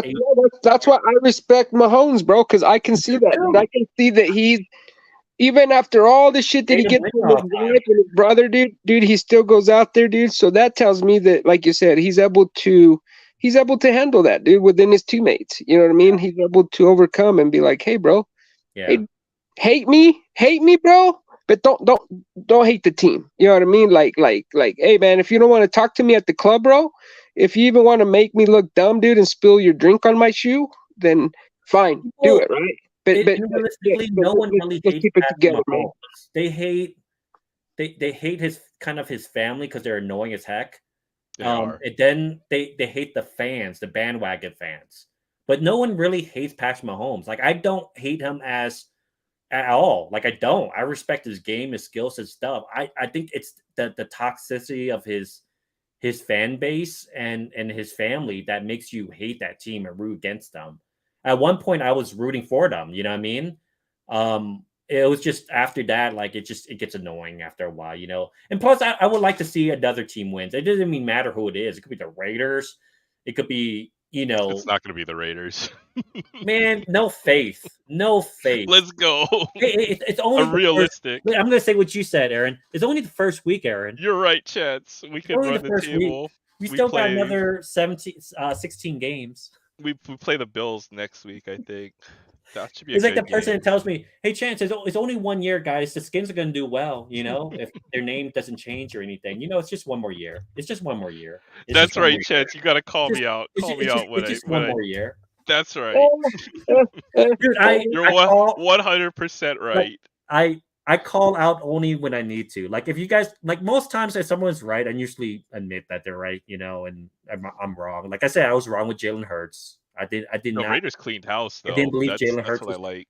No, but I said that Jimmy was going to be. You guys are going to do good, but I still don't see you guys winning that division. You're probably going to be third in the division if it's not. See, 3 years ago, like within a sequence of events happened within a matter of weeks that pretty much killed the Raiders and the whole locker room and everything. With Gruden getting fired, the Henry Ruggs situation. Yep. The other dude who was flashing a gun, some other. John Moran. No. Oh yeah. No. This is the other one. Who is that guy? Like John Morant. Damon Arnett. Go look up that video. Oh, dear like God. Damon Arnett, another Raiders draft pick. I blame you. The Donkeys, and the Chargers, because the Chargers always going to charge. The Raiders can't deal with their crap, and I don't even know what the Broncos are doing. That's why freaking Patrick Mahomes is always winning that division. Broncos, you guys got to get rid of John Elway, right? Because it starts with that division. The division has to take care of the problem first before anybody else could take care of the problem. Who knows what the Broncos are doing? I don't know. All right, Barrett, have a good night, man. I don't know, man. Like, good grief. Later, Barrett. Thank you, brother, for hanging out, man. You already know, good one. But they needed to clean house. And Derek Carr was part of the old regime, so I'm looking it up. 86. We're a new team this year, I think. So I've got optimism. We just need to win 9 more, get into the playoffs. I hope you guys win it. Like I told Hector, that's right. Thank you. Let's go Raiders. I don't like. I said from the get-go from last year. As long as the Chiefs don't win, I'm happy.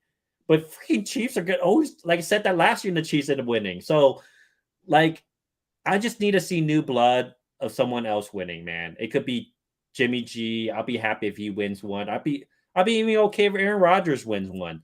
Like, so I just need to see Instagram right there. 86.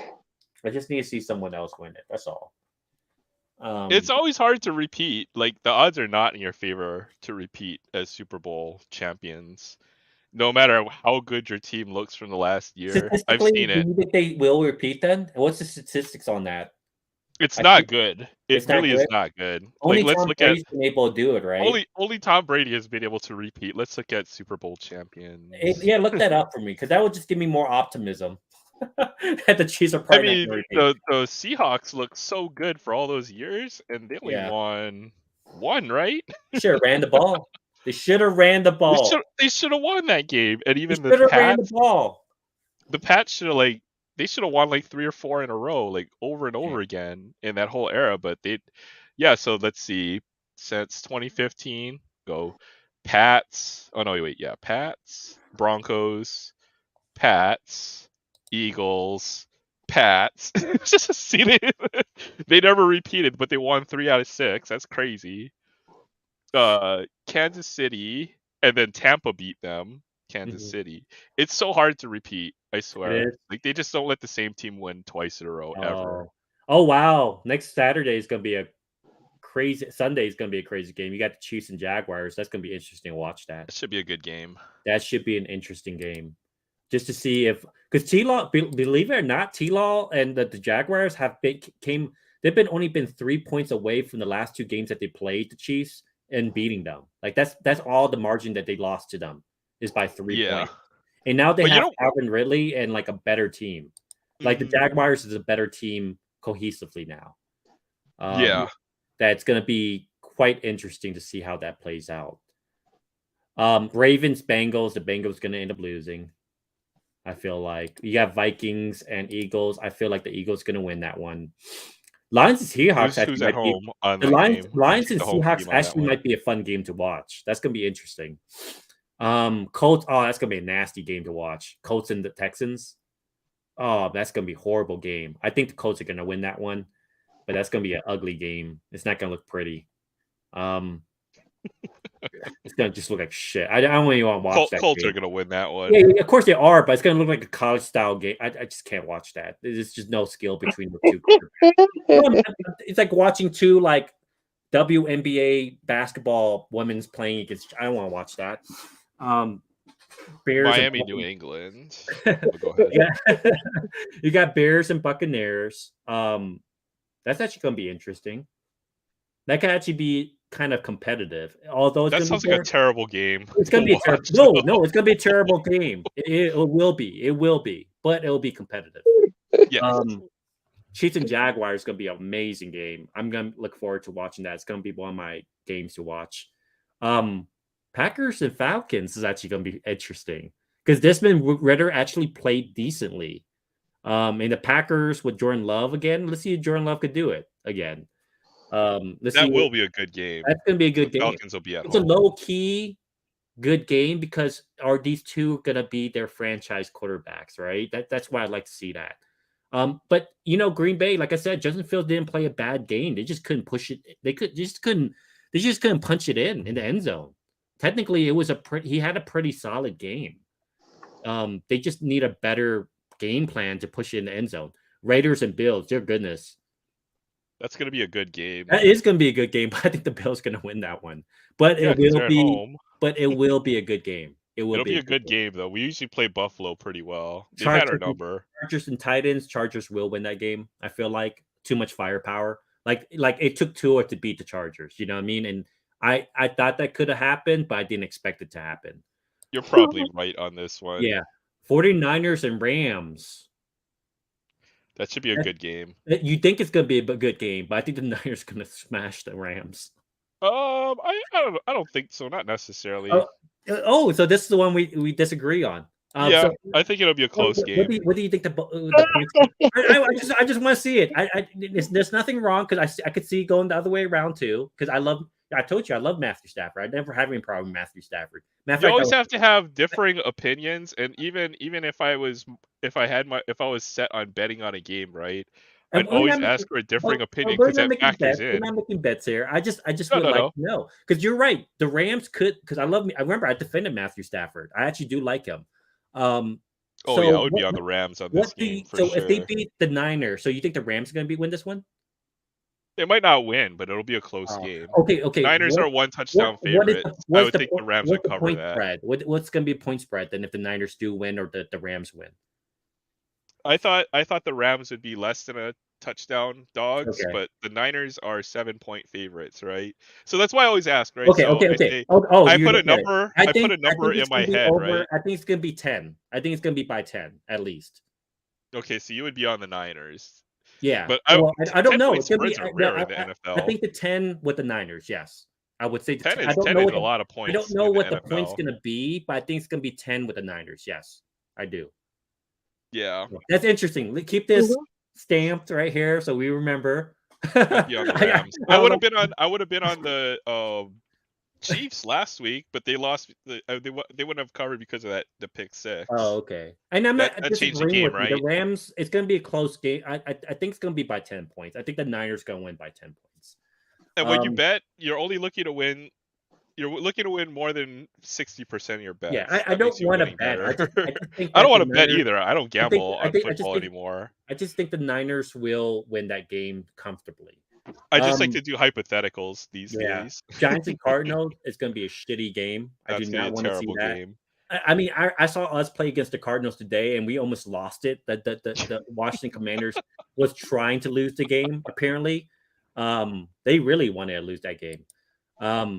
Jets and Cowboys actually going to be a good game. I would want to see only good game because I want to see how adverse Dak Prescott's going to be in that game against Aaron Rodgers. So that's going to be interesting. Commanders and Broncos, believe it or not, I think that's going to be a competitive game. I know it shouldn't be, but I feel for some reason that's going to be a competitive game. Like technically, I think you're right on that. Like technically, we should get our ass kicked in this game. You guys are going to win that game, though. But I feel like there's a possibility this is going to be a 50-50 game. I don't know why. I think the line will be, it's going to be, let's check, even. And Denver are 3.5 point favorites. That's the home field advantage. And I see that because they have a better defense. No, it's actually the defense is actually pretty close if I think about it. I think we have a pretty I think the Commanders would win for the football team. That's going to be a fun game to watch that. Patriots and Dolphins, amazing game. That will be a great game. They always are competitive against each other. Oh, that's an actually good. Yeah, that is a good game. That's a good game. Browns and Steelers is going to be a shitty looking game because I don't like any of those teams, but it will be a competitive game. Browns and Steelers. It'll be a high scoring game, I think. Yeah. That game. You think so? It'll be fun to watch. Yeah. But it's going to be a close game. That one will be a close game. I do not want to see the Saints and Panthers. That's boring as heck. But yeah, I'm looking forward to Commanders and Broncos, the Dolphins versus the Patriots, Niners and Rams, because that's going to be interesting in my eyes. Packers and Falcons, only because, and the Chiefs and Jaguars is going to be an amazing game next week. But that's my the Chiefs and the Packers, huh? The Chiefs and the Packers. Yeah, because I want to. No, it's the Packers and the Falcons because I want to see what Jordan Love's made out of. Like I said before, he's not going to win that division, but he's going to have solid numbers in his year if he plays cool. Like Thursday's game is going to be good too. That even with him having shitty receivers, like I've always said, a good quarterback makes your receivers look good.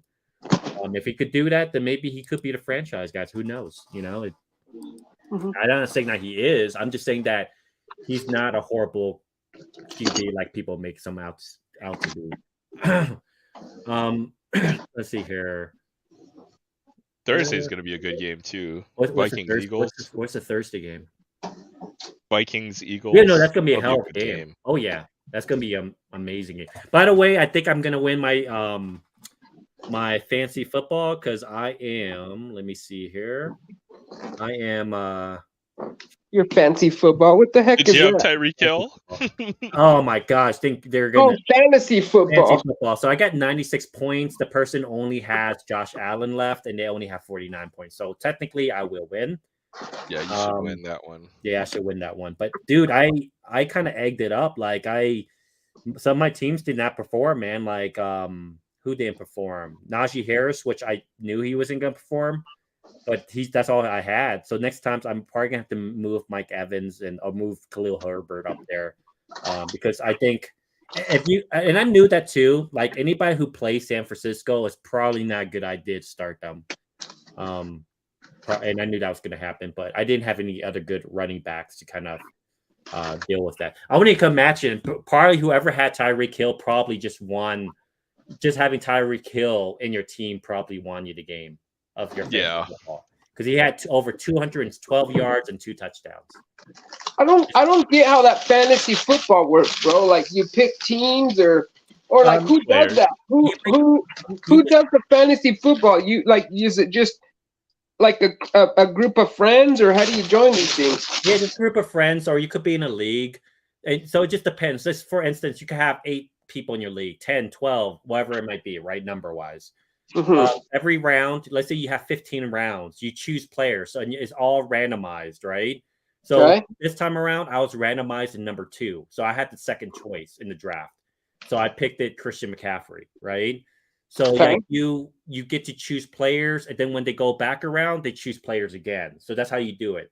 You get, but for my league, we have 1 quarterback, 2 wide receivers, 2 running backs, 1 tight end, 1 kicker, and defense, right? And 1 flex. Okay. So that's who you get to pick. So you could pick any player from any team, and you just mesh them up to make your fantasy team, right? Okay. And based on, let's say if you get a touchdown, like the quarterbacks, I think if they get a touchdown, it's like 4 points or something like that. And then it goes yardage. So let's say that wide receiver gets it's usually 10 per. Yeah, it's a 10 yards per 1 point. And sometimes points for receptions. Yeah, receptions. So mine's based on receptions. But let's say 10 yards gets you 1 point. So if you get 100 yards, he gets 10 points. If he gets a touchdown, it's like what, 6 points, 7 points? I don't know the number. Usually 6 for a receiving touchdown. Yeah, so it's like 6 points, and that's how you do it. So whoever has the highest points in the end of the week beats the other team, and that's how they do it. Does that make sense? Mm-hmm. Yeah, 215 yards and 2 touchdowns by standard scoring is 33.5 points. That's crazy. Did Tyreek Hill get like 40 something points? It would be 33.5 with standard scoring. Oh my gosh! And then with points per reception, he caught 11 balls, so that is like 42 points. Oh my god! Crazy. He won. He basically won your team. Well, Tua would have been awesome too because he had 3 touchdowns. So that's some leagues do give 6 for passing touchdowns, which is bogus, but some do. That 3 touchdowns, 466 yards. That's like 14 points. In like by normal scoring, right? It's usually 35 yards per. Yeah. And then sometimes they get bonuses if you go over 300, 400 yards. He didn't get sacked. He had 1 pick. So yeah, Tua had a monster fantasy game. Oh yeah, he did. And Tua, quarterback. I tell you right now, Tua always puts numbers like that for the most part. When he has bad games, he does have bad games and he loses, but he wins more than he loses when he's healthy. And that's why I couldn't get rid of all my Tua cards. Like I sold a lot of my cards besides like 1 hollow, 2 hollows. The guy was trying to buy from me. I'm like, no, man, I can't sell it. I need at least 1 of each player. You know what I mean? Yeah. I don't have a Jalen Hurts anymore though, which is kind of sad. I sold my Jalen Hurts. So let me ask you this, real quick. Yeah. So at the end of the year, you guys ante up the points, or is it the end of the month, the week, or what? So once it's every week you ante the points. So let's say I have 100 points, and the other person has less than 100 points, and I beat them, right? Statistically, I beat them. Okay. Then you go to the next round. So it depends on how many games you win, and who has the best 6. I guess 6 top 6 person that wins goes to the finals, and then they play each other, right? And then so what happens? What happens if your quarterback isn't playing, and that's a quarterback you chose, and he gets hurt, and he's not. That's why you're able to have people on. You have a bench as well, so you're able to swap players on like the draft. Like there's waiver spots where, let's say that no one picked the Derek Carr, and my Joe Burrow or Justin Herbert's on a bye week, right? I could drop a player and then pick up Derek Carr to start out. Yeah, and that's what wide receivers and everything else too. So it doesn't just go for that, but that's what you were doing. Let me ask you one more question. So you know how like on the NFL channel, they have like those fantasy leagues on the internet that you pay for. Is that like the same thing? The same process, the same kind of kind of maybe different type of. It follows the same basis more or less. That's how you do it. Yeah. Okay, so it's not too complicated. No, I always thought it was like it's not complicated. Technically, next year we should do a YouTube one with everybody that actually watches. We should do a YouTube one. I think that we should have. I didn't know if anyone. We should have thought about this ahead of time. I know, bro. It was kind of like it's just one of those things. Next year though, we should probably do a YouTube one. Yeah, running a fantasy football league is a pain. Huh? Did you notice that a lot more people are doing what we started doing? I do what? Like do what? Like doing StreamYard and stuff. Like I've noticed more people. Yeah, man, that's cool. It's cool. It's cool to do, But for me, like I said, bro, I do this mainly to talk to you guys, and then just talk to you guys and stuff. And This is Star Trek, bro. Yeah. This is Star Trek, dude. That's how I look at it. Yeah. Honestly. Sure. You know? But yeah. All we need is a teleporter and we're good. Yeah. Yeah, I think everybody should be doing this, bro. Like I think it's great, bro. Like, Oh, come yeah, on. no. Yeah. And it's only gonna grow, which is pretty cool. Yeah. Like, dude, eventually everybody's gonna get past the whole you know, I'm not gonna jump on over here. I'm only gonna jump on. Eventually, everybody's gonna get past that, and I think of it one day, dude. Everybody's gonna be jumping on everybody's freaking dream. You know what I mean? Yeah. More free fall like, right? But it's fun. Yeah, dude, it's cool, man. I don't do it for subscribers because did you know that StreamYard time doesn't even count towards your monetization? Yeah, I don't think it. Yeah, I don't think it does. Because it's a third party. Yeah. For me, wise, it's just really, you know, if I do anything trying to get things, I focus on my videos, which I didn't even have a video to rip. I didn't want to rip anything this week. I don't know. I just felt like I'm burnt out. Like all the stuff that like I've been ripping, like I love it. Don't get me wrong, but then it's to the point where I'm burnt out of the product already. I've opened so much The top same Chrome, things. and I mean, at least you pulled something. At least you pulled something really good. Like for me, wise, it's like I'm burnt out chasing these cars because I can't even pull something good. I haven't pulled anything like for me, bro. What's really ignited that excitement to rip again is my freestyle pack rip tub. Like, you know, for me that's kind of helps me not have to rip so much of the other stuff.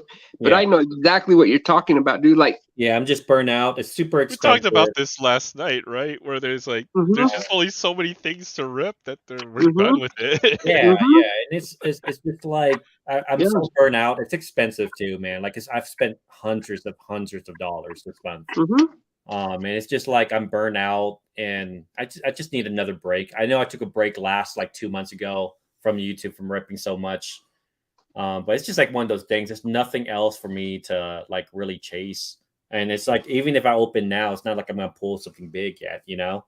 So like, it's not worth it. You know, if there was like the only thing that would kind of get me ripping if I opened like a hobby Topps Chrome, because I haven't opened one yet. And I want to leave one, but I'm waiting for the buybacks because I have so much buyback cards, you know? So, I have you know what I was thinking the other day? It's like, bro, I'm tired of ripping one box or 2 boxes because it's so expensive. So what I was thinking is, dude, I'm not going to rip for like a week.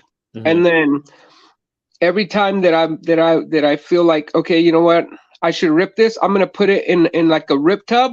Yeah. And then come the weekend, I'm just going to just rip. Yeah. You know, $200-300 worth, bro. Yeah.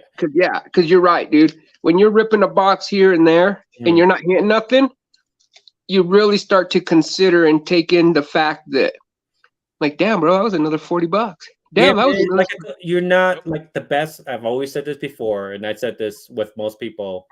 Buy the damn singles. For me, I do it as enjoyment to rip the stuff and history to me, and that's why I do it. But at the end of the day, it's not like I don't look for singles. There's some singles I'm very particular. I'm not like, for me, I don't want a big collection of PC cards. I just want certain PC cards, like only a few, right?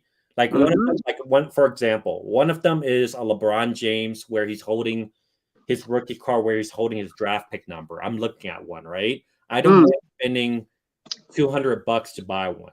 You know what I mean? Because there's only particular ones I want. I've been trying to condense my collection. I don't want over 20,000 cards.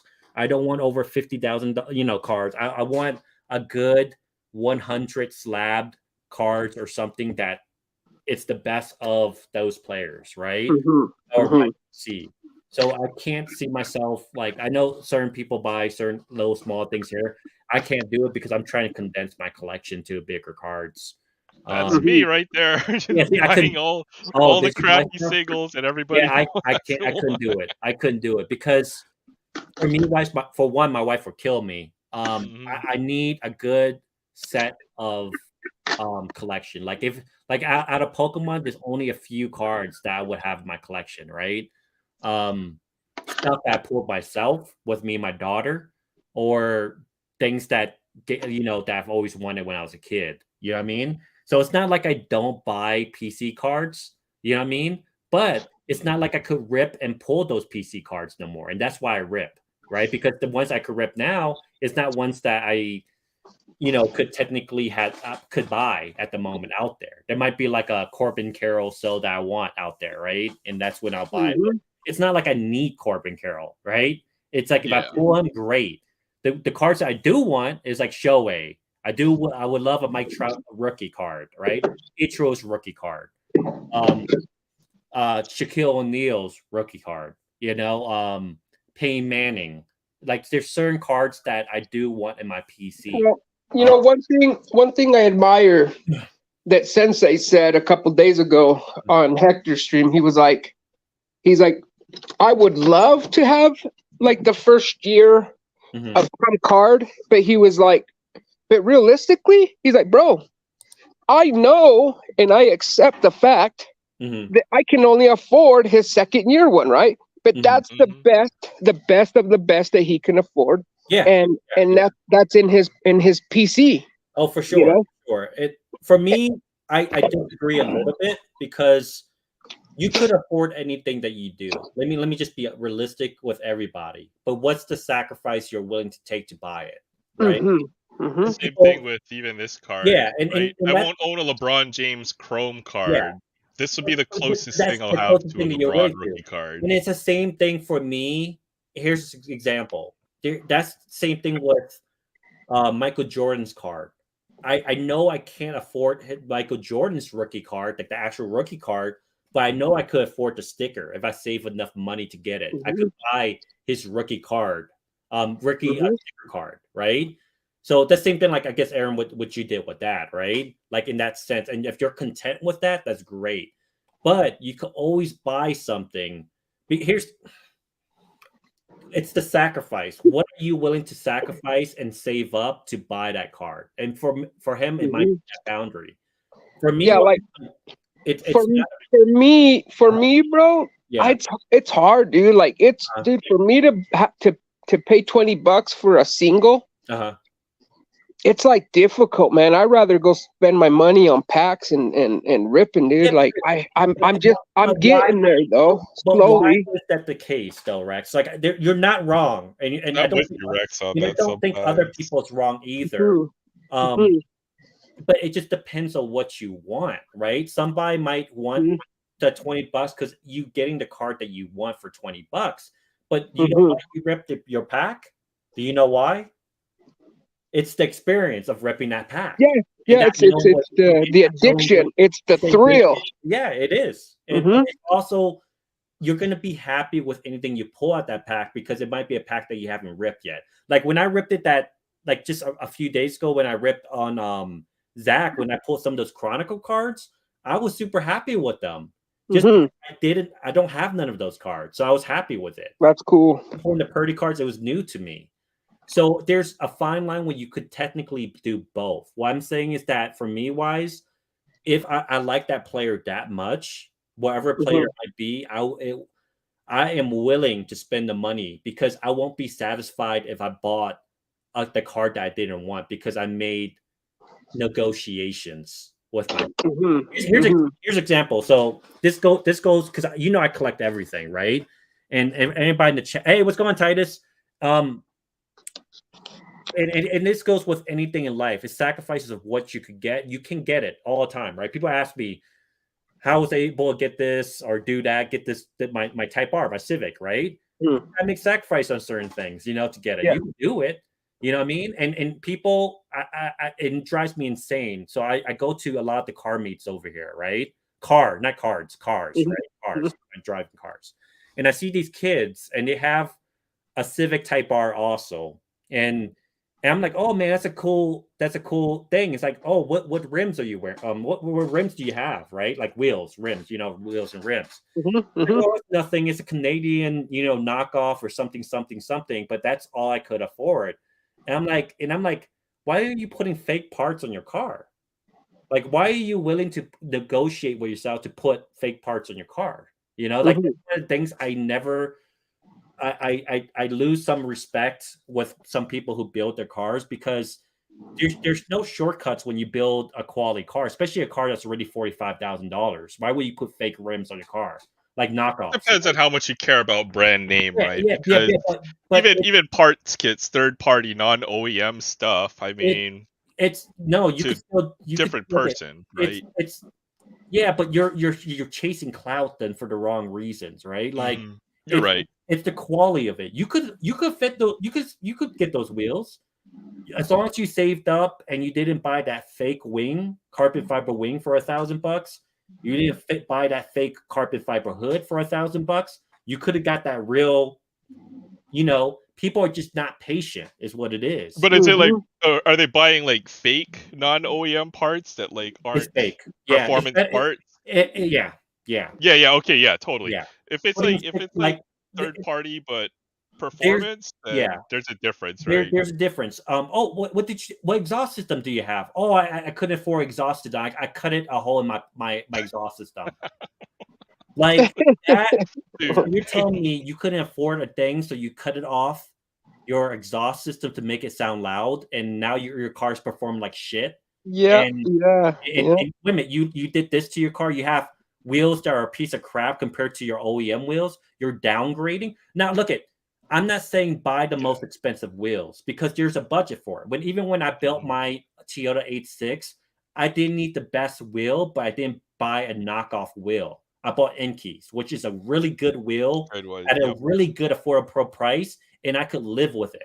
I didn't need forged wheels, but I could get this I didn't need the $3,000, $4,000 wheels, but I could afford this nice $1,500 wheels. These kids are buying $500, $600 knockoffs made from. Yeah, this is why my 350 is Yeah, completely stock. It's yeah, completely OEM. Is yes, because if I was gonna do parts, it would be good parts, right? yeah. You have to, and It's not don't like, oh, I want downgrade. 20-inch rims and I'm gonna Yeah, buy the cheapest yeah. 20-inch Don't buy the wheels. cheapest. Don't buy you. You can negotiate. You don't need the most expensive, but don't go cheap.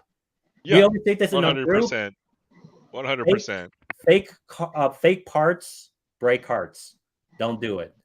Like just don't do it. Like there's some you could negotiate where like, man, you know what? I really want these rims, so I will spend money on the rims, but I won't get the most expensive exhaust system. I'll make negotiations like that. It's What kind of like it's kind of like buying Chronicles and not Prism. yeah. No, I'm kidding. What could you Or it's kind of like buying retail and not hobby. Right, No. yeah. And the same thing might be with your clothes. My people might not care for shirts and pants, but they really want those Michael Jordans. Yeah. Right? Yeah. So Don't go buy knockoffs. Just go get the real ones, right? Just don't buy a fake Michael Jordan shoe. That's all. Yeah. That's all I'm saying. Like, so you could negotiate to a certain degree, and that's the same thing with cars. So to go back at it, what I'm trying to say, there's stuff that I'm willing to negotiate with to get certain cards in my PC and not, right? Like the Michael Jordan versus sticker Michael Jordan. So I get it. There's both ways to look at it, but it just really depends on what you're willing to sacrifice. Well, I think too, it's the amount of passion that you really have for it. Like, are you really into the car culture, bro, or are you just pretending? Because if you're just pretending, then cool, dude. You know what I mean? Go buy all the things. It's not for everyone. And that's the same thing. But don't act like you're about it if you're really not, right? That's the reason why we all know, right? And this is a bad mindset for older generations that they have to break out of. And I hear this a lot in older channels with age group is a lot older, where they're talking about vintage this, vintage that. How come people are not buying the vintage? And they're not wrong, but you still need to open up a new product, even though it might be junk, or even some of these players are not going to pan out, because that's what gets the people going. Like, you still have to rip product. There's people that's always going to be ripping product. You know what I mean? It's not going to go away. So you need a good balance between the two. When you're around other people that are passionate, it's like you got an expectation for what people are bringing to the table, right? I mean, it's but some people just don't get it, dude. Yeah, well, not get it, but they're just especially kids, like they always, how can I say it? They might not be able to afford it, or they think that they're smarter than the next guy. And to a lot, probably 90% of the people, bro, the car looks cool. They're never gonna know if they're knockoffs or not, right? Oh, But they're not. But they're not gonna lie to you because they know that you'll be able to look at them for 2 seconds and be like, bro, those are knockouts, fucker. Spot it like that. Yeah. But no, you have to be in it for the right reasons. I'm not doing for just a profit. Otherwise, I'll be buying vintage everything. Absolutely. Know, for me, it's the fun of connecting. Like, hey, man, Tua did really well today, man. I got Tua card, but oh my gosh, I don't know if Tua's proven. I shouldn't be even having this card. This here. You know what I mean? Yeah. It's one of things where people have to break the mold of their generational set. Even mine, like even my generation of collecting modern stuff, we should be looking at some older stuff, which I do, right? Stuff that I don't have right now. Payne Manning, I bought a freaking Tom Brady Bowman Chrome card to tell you the truth. You know what I mean? So it wasn't cheap.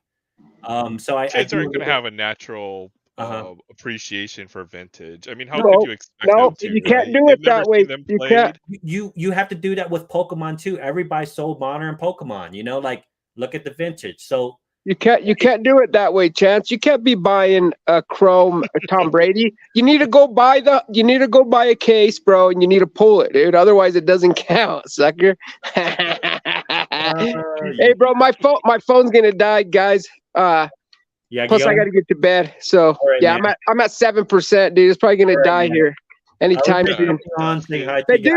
But dude, thanks for explaining the fantasy football to me, though, bro. Now I understand. So now I'll probably join them now, bro, because I thought it was more. Next year. I thought it was crazier than that, but it's kind of like Pokemon, kind of like freaking Magic. You're just gaining points off of, different aspects and players. So that's pretty. The best way I've heard it described, Rex, is it's Dungeons and Dragons for sports fans. Okay. Probably. Dude, I'm all about it, bro. I'm on it, bro. Yeah, let's do it. Sheet and you're just counting all your stats, and then you're counting your points and see who wins. Dude, I'm telling you, run a league next year. You can bro, even have if I'm able to understand it, I'm pretty sure anybody else would be will understand it, dude. But yeah, dude, I think it'll be fun. Let's do it. Got it. Well, I was looking at Titus there. So my most expensive card was over 4,000. No. So that was my most expensive, and it was a Tom Brady card, and it dropped a little bit, but it's like one of those things where it's not anything to profit. I just wanted the card, and it's something I'll pass down to my daughter. You know what I mean? So it's not a card that I'm ever gonna get rid of my collection, and that's why I bought it, knowing that, But yeah, I'm willing to pay for the right card if it's supposed to be a part of my PC. I don't negotiate. I never have. Yeah, that's why I'm gonna get that Michael Jordan. But there's gonna be one day you're gonna see my second year. Get the Jordan second year. No, I like that card better. You're gonna see the sticker card because that's the one I'm eyeballing. But I'm also eyeballing LeBron James card. I'm 100% the same way about that Michael Jordan rookie card. I'll never own the real thing, but that second year, I'd want the second year more than the sticker. Here's the thing: the second year one, it's so much. It's cheaper. It's not cheaper. I'm not saying cheaper. It's more scarce. It's hard to find. It's underappreciated. Exactly. Because most people, there's actually more regular Michael Jordan cards out there than it is the sticker, because a lot of people peeled out the sticker and put it on their case. So me wise, I like that one, and it's more affordable. So the same thing with the 87 set is that there's less of those cards than the 86 Yeah, for sure. And it's like the 86 set didn't sell. Yeah, so and it's like a whole lot of why would I want could I buy a Michael Jordan card? Yeah, maybe a PS2 or a PS3, but I don't want it in that condition, so I'd rather not have it at all.